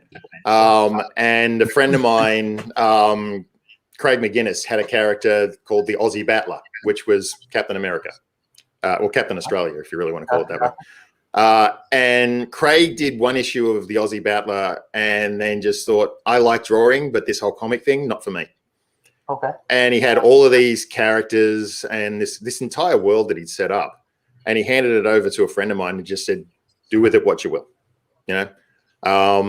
So yeah, for the Comikaze that year, I was trying to think of an idea. I'd done a drawing with the two characters sort of facing off with each other. So I redrew that. So I did a story with that, which was simple as hell. It was just a prolonged fight scene, but there was one page in it where I kind of had a go at the Aussie mentality a little bit, where it's just like, oh, you've got to like holding cars and eat meat pies and watch cricket to be a proper Australian. Right. Which, you know, I'm a sausage roll guy. I drive a Holden. I can't stand watching cricket. I think it's the most boring fucking thing ever. But if anybody ever tells me that I'm not a true Australian, I'll rip their fucking face off. Pardon my language if you don't like swearing on this. Yeah. You know all about the drop bears and stuff. I got you. I'm with you. Oh, absolutely. Yeah. And I just always had a real issue with that. So I just, you know, there's one page where Mythic Man just has this massive rant at the Aussie Battler of what it is to be a true Australian. So I spent the pandemic, God, here we go again, redrawing that because, like I said, I liked the story. I hated the art because it was only done in 24 hours. And I got that uploaded as well. And I just thought the big difference about that was that I did the entire book digitally. The entire book was drawn on my iPad with a program called Media Paint Bang, I think it's called. Hang on. You know what? Yeah, let's just go with that. Media Bang Paint Pro. There we go. Sounds good to me. Yeah. Which was a program I really like drawing in. I really like the pens. I really like the controls on it. It worked out really well. So Mythic Man versus the Aussie Battler was more of a test to see, can I do an entire comic on my iPad like this? And I could. And it was a lot easier. You know, I'm a very slow artist and I'm not very good at making the image in my head translate to the page.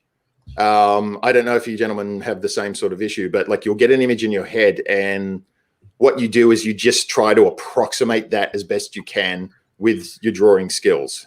And sometimes you get close, sometimes it's nowhere near. Sometimes you've rubbed it out and changed it and that sort of thing. But with digital, I found that because that's the way I work, you can make a lot more mistakes and then fix and tweak those mistakes. Like, you know, you draw the character at this point in the frame and you really want it in this point of the frame. So you can pick it, select it, you can move it, you can stretch it, and play around with it until you actually approximate what you had in your head a lot more.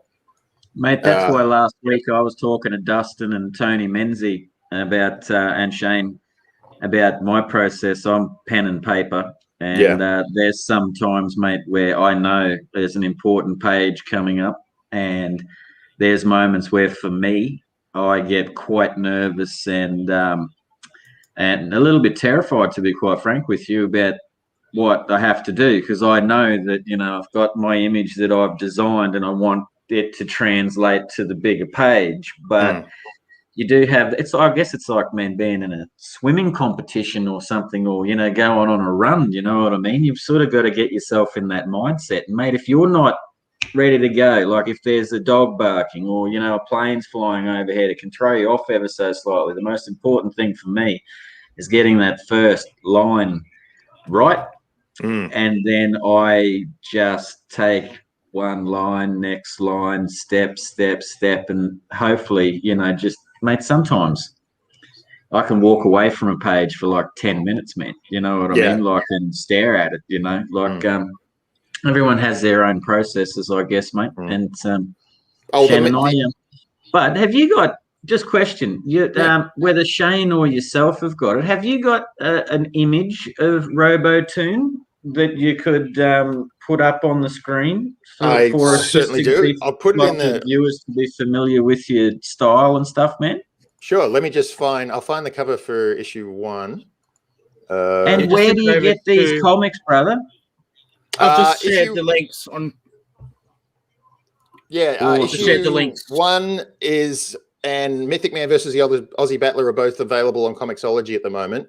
Share them. As I said, the second issue is being damn, I'm sorry, I'm just looking for this image at the same time. The second image is currently, there we go. Just whack that in the messenger. Did that work? No, that didn't work.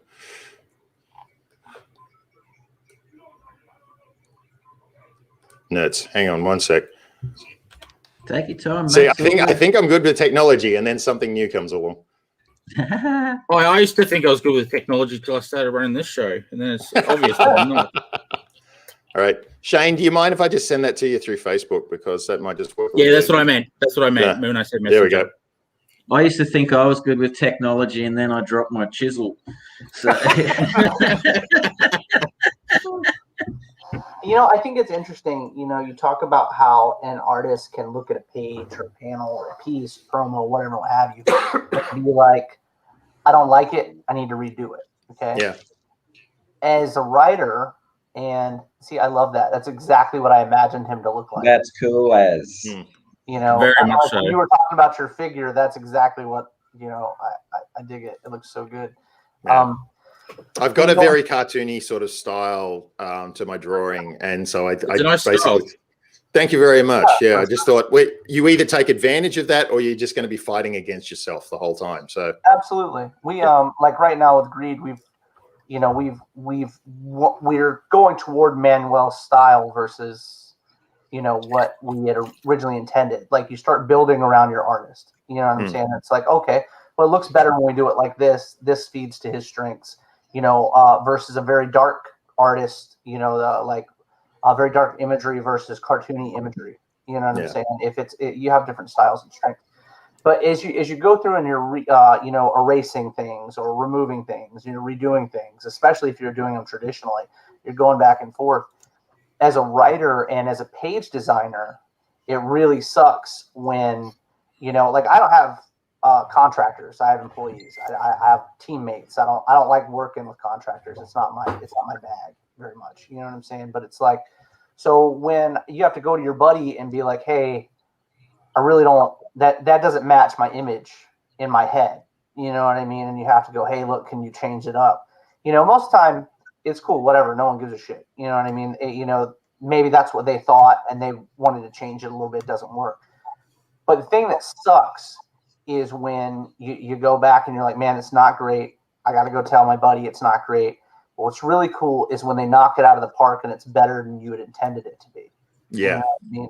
And I imagine as a writer and as an artist myself, I imagine that, and I don't draw anymore because I broke my hand so many times, but it's like, you see, I can't help. I had a real bad attitude when I was younger. So didn't we all? Oh man! Like, if you're drawing comics now, then you probably had a really bad attitude in earlier in life. Yeah. No, it was bad. So anyway, and wrestling and football, stuff like that doesn't help. It just it raises that Henri testosterone level and stuff. But so and rugby didn't help either. But as we get, you look at these pieces and somebody's like, oh, it's really cool, I'm gonna do it like this, and you come back and you're like, that's incredible. As a writer, we do that too. Like, I write my books ahead and then I come back and I go, oh shit, it would look better like this, and this, and like each book is different. So like, I have teams that I don't do the page layouts for and I don't do the designs for. So, they go at a risk where they're like, I'm going to do it. And then I send it to him and see what he thinks. You know what I mean? Or they send it to the editor and see what the editor thinks. Because it's like, you know, holy shit, it sucks to do all that work. You know, so you do your thumbnail first. You know what I mean? What do they think of the thumbnail? Does the thumbnail look good? You know, it's like, oh, the thumbnail looks great. You know, the rough looks great. Knock it out of the park. You know, sometimes it comes back looking better than you could have ever imagined. Other times it's like, hey, buddy. You know what I mean? Not quite what we were looking for, but it's cool. Yeah. You know what I mean? I get the same thing. Like my job, I work as a graphic designer. I work as a lot of different things, but that seems to be what I'm working at the moment. Right. But I do design for film and TV shows. So basically, like if they need a product in the background, or if there's some signage or like all that sort of stuff, I go in and just come up with it. And a lot of the time, like you'll do a design, and it always hurts when you think you've nailed it. Right. And you give it to the art director, or you give it to the production designer, and they just say, no, I want this, this, this. But you go away, and that sort of kicks the laziness out of you. You don't actually realize that you were being lazy about it. Shane, I mean, that image I just sent you a second ago, which is a character called I'll put it up. That's a character called Captain Magic. Not based on any other like character that's actually out or available in any way, shape, or form. Of course. Yeah. But like he's going to show up in a RoboToon later. I did that image. I've colored it up. That was going to be the cover for issue 5, but I realized that once again, it's like that was just the first image that I drew. If I put effort into it, it could have been better. Right. So yeah, but it goes back to what Ed was saying as well. It's like sometimes you can be a perfectionist, or sometimes you can finish the damn thing. And sorry.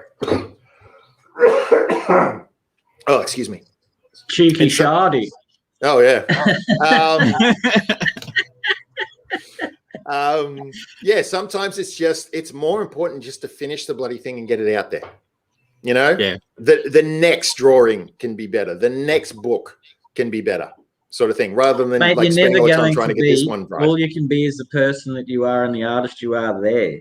If you're searching for perfection, that's all in your mind, man. You have to you just finish that page, next page, finish that page, next page. That's the only way you're ever going to get as close to your self-perceived artistic perfection as you ever wish. If you sit on the same page for like 3 years. To clarify my comment that Ed was talking about earlier that he disagreed with, and you know, about perfection. What I mean is this: you can't have a table leg that is misshaped, like it's fucking broken. You know what I'm saying? It's at an angle. Yeah. Like I said, the wobbly legs, the wobbly arms. You know what I mean? There are certain things. The human anatomy has to make sense, especially if you're doing it as a production. If it's a book, this is your living you're trying to make. You know what I'm saying? I've got news for you. People are going to reach out there and go, hey, look, that arm's wonky. I mean, don't think they won't. You know what I mean? If you put out a cover that's shit next to 50, beautiful covers, the first one they see looks like shit out of that 50, they're going to be like, hey, that cover looks like shit. You know what I mean? It's not about when I mean perfection to me is beauty in the eye of the beholder. As long as it comes out to look the way that you intended it to look. Like if you intended, the elbow to be at this angle and not that angle, you know what I mean? It's perfect. It's the way that it was intended to be. If you manage to get the panel, the action sequence that you wanted, fire in dude's hand, that you wanted fire in dude's hand, it's perfect. Now, if you've got a finger that's bent way the fuck down here, you know what I mean? That doesn't make any sense to me. You know what I mean? That's a little bit like what Shannon mentioned, the laziness factor. You know what I mean? There's a point where it's, are you comfortable with it? And that's what we ask. Are you comfortable? I can go to any member of my team and be like, if you're okay with this, we'll put it out.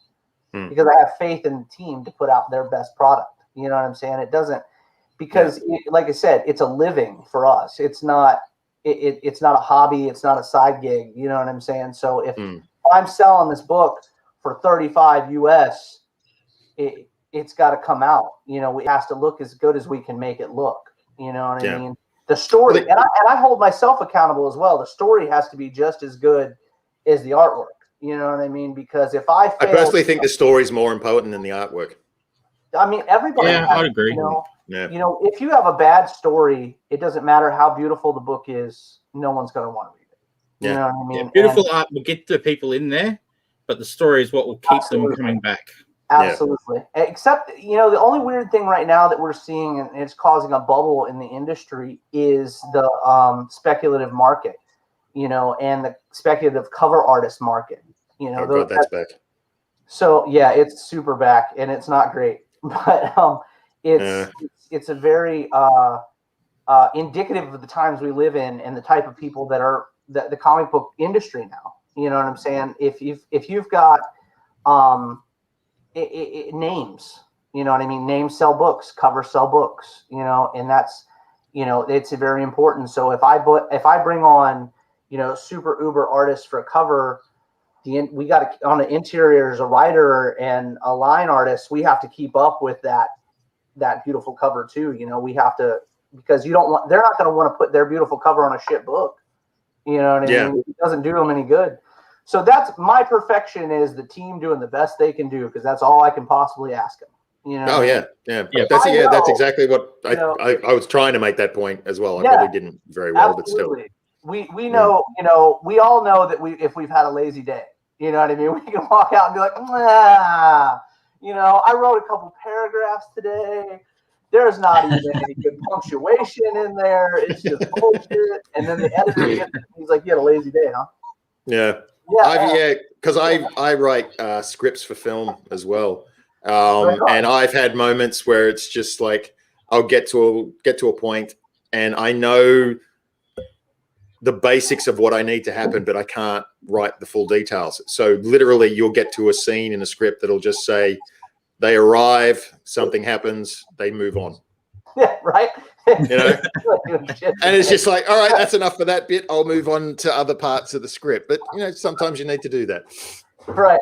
Then you got to lay down, you know, then you're laying down the panels so the guys understand what's going on and whatnot. And you're just like, yeah, what happened in that one? He picked up a piece of cheese. Yeah, you know, he just needed a drink, and I needed a drink, and you know, so. But even Stan Lee used to do that. Like the story for Galactus arriving was just like the FF fight God, go draw, and I think Kirby just came up with the rest of it. Like it's a 3-issue book. Right. 3-issue story, I should say. And that was like the opening book, like where Stan Lee just goes, you know, hey, Jack, I got this idea. How about if they the Fantastic Four fight God? Go draw that.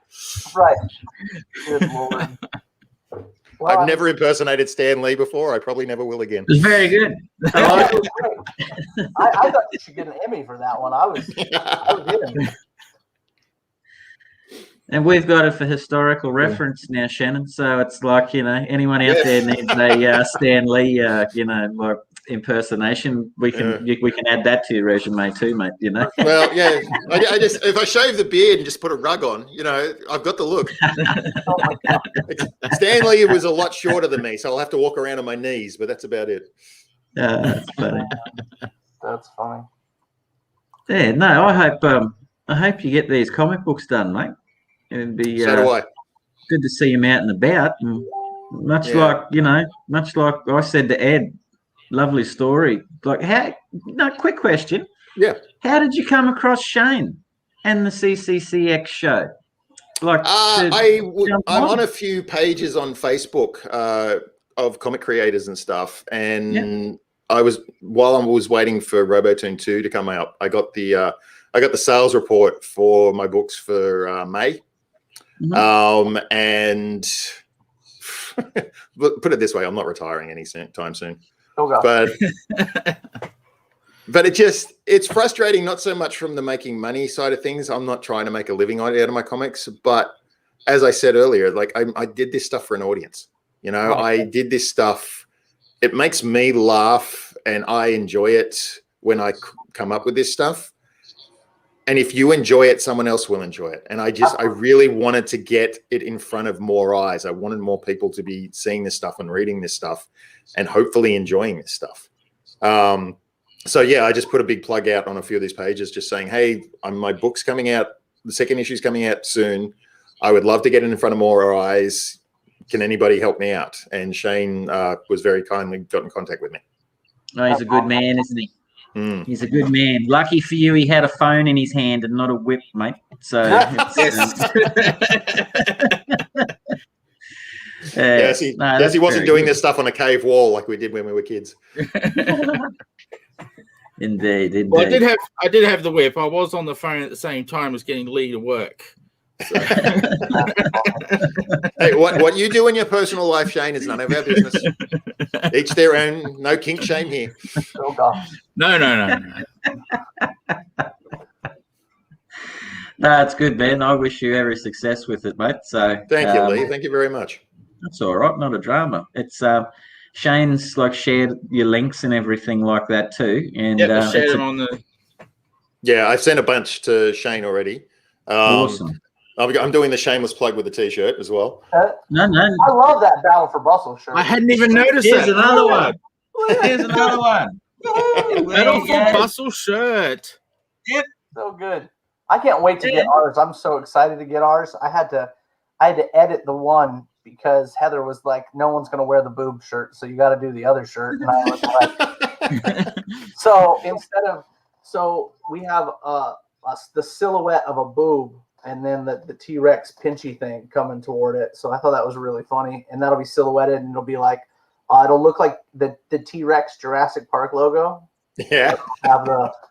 So it should be fun. It's all in good fun, the T-shirt for that, because, you know, the IP is really cool. It's really dark. It's really exciting. But it's like the team is fun. It's a really fun group of people. So it was like, if I was going to do something like that, it had to have some element of, you know, comedy in there somewhere. So, you know, a dinosaur, you know, the T-Rex thing with the little arms, you always see him with the little arms. So we give the T-Rex like the grabber claw, but it's got a T-Rex mouth on the end of it and it's going after the boob. It's just like, so, you know, the irony of it was not lost on anyone. You know? And then the actual print itself is in full color. It's not a silhouette. So it'll be a lot of fun too. But T-shirts. You came up with that idea late at night, didn't you? I did. I absolutely did. And I'd been drinking just a little bit. That's the second best place for ideas. The other best place is in the shower. Oh my gosh. When we moved to Tennessee, it was the greatest thing in the world because we went from like a normal size shower to this like big walk-in slide door shower thing, you know. So like you could fit. Oh, so you can have committee meetings in there. That's absolutely good. So it's like, you know, you do normal daily stretches, right? So I'm like, man, I get all my best thinking done in the shower, right? So now I can like stretch and think about what I got going on my day and stuff, you know. Well, man, this is a theme too, because Spedsy was saying the other night on a drink and draw that his best ideas come in when he's drumming on his thighs or something in the shower. Just the music and stuff like that. The shower is the best place because my kids can't get me, the dog can't get me, you know, the phone's not getting me. You know, I'll sit in there for 30 minutes planning out my day. You know, I'm just not even going to come out. I'm just going to stay in here. When we bought the house, we put this. My wife, she does rebates, like your Energy Star rebates and stuff like that when you build new homes, which is your like your energy programs, your gas and stuff like that. And her company keeps up with all that, you know, to make sure they get their rebates for the builders and stuff. But anyway, so when we bought the house, they were like, "Hey, you got to get a new hot water heater. You know, this one's got a little bit of a leak. It's been here like 10 years. And I was like, okay. So I asked my wife, I was like, what kind of hot water heater do we get? You know, because I've never bought one. So now we've got this one that never runs out of hot water. So it's just like, I'll sit in there and I'm like, oh yeah, this is great. 45 minutes go by and my wife's like, are you still alive in there? And I'm like, yeah, you know, I'm just planning out my day. You've been in there an hour now. Whatever, give me like 30 more minutes. I got some plans I got to figure out. You know? I've got some plans. Writing notes on the bloody shower screens and That's steam, right. mate. You Absolutely. Absolutely. Yeah. Yeah, your wife knows you've had a really good planning session when you walk out looking like Yoda because you're so wrinkled up from the water.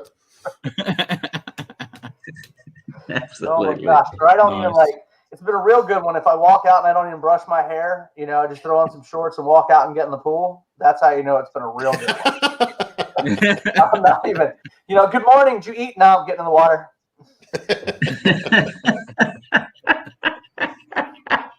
Hey, man. That's funny. It's a hard life being a writer. Don't mess with me. Yeah. Awesome. Well, thanks, Shannon, for coming on. Thanks for inviting me, guys. It's been great. Oh, it's a pleasure, man. A Yeah, it's pleasure. been great. I'll have to get you on the Wednesday show as well. It's booked out for a while, though, so you'll have to wait in line, I guess, is the best way to put it. I'm used to that. Well, Shannon's an All good. artist too, Shane. He might be keen on a Friday night drink and draw. Oh, drink and draw. belt Have out you his seen wares, those, the mate. drink and draw? I've heard of them before. A mate of mine, Hayden Fryer, who did Billy Demon Slayer, among other stuff. Yes, I remember that back in the late 2000s. Or, Yeah, 2005 through 10. Yeah, Hayden's an interesting guy because he's someone who like had an art style and like had a particular character at one point in his life, and then just went, don't want to do that anymore, and completely evolved his art style and his mentality and his writing style and everything into something radically different. And I admire the hell out of that for him. I really do. You know, just anybody who just goes, you know what, I'm going to be something different and follows that thing, because so many people just get into the same sort of rut in their life, or they just like, this is who I am because I was picked on in high school and this happened and that happened, and I, you know, maybe I have a dog scaring me in the background, and just like sit in that personality box that they made for themselves. And it takes a lot of courage to just go, nah, I'm done with this box. I'm going to try a different box now. Yeah, it's pretty cool. But yeah, what it is Friday night we do a drink and draw. Yeah, life's for living. True. We do a drink and draw. We get on 8 artists, and we have a theme. Well, not a theme. We have a character from an Australian comic, and we all draw it in that hour and show it, and we just talk crap for an hour. That sounds great. To put it. I would love to see people do RoboToon. That would be cool.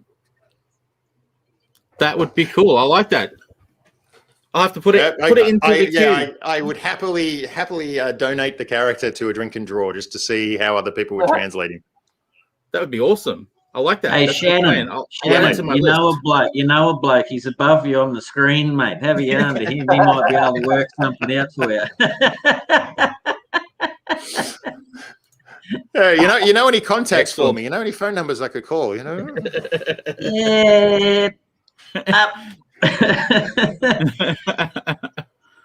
Cool. No, I'd have a draw of him too, mate. I enjoy drawing everyone's characters as well. Oh, terrific. It's good fun. Yeah, it's good fun. Well, we'll end this for now because Dustin probably has to go to bed. And the 2-hour mark I've found is the magic marks, and we've gone over that. So thanks, Shannon, for coming on. It was great to hear about your how you work and your comics you've got out so far. Thanks for inviting me, guys. It was a good afterwards. chat. Absolutely. Let me know some more links, and I'll share them around. And thank you, guys. I guess that's it. So thank you very much. See you to the audience. It was Thanks for hanging nice out. meeting you.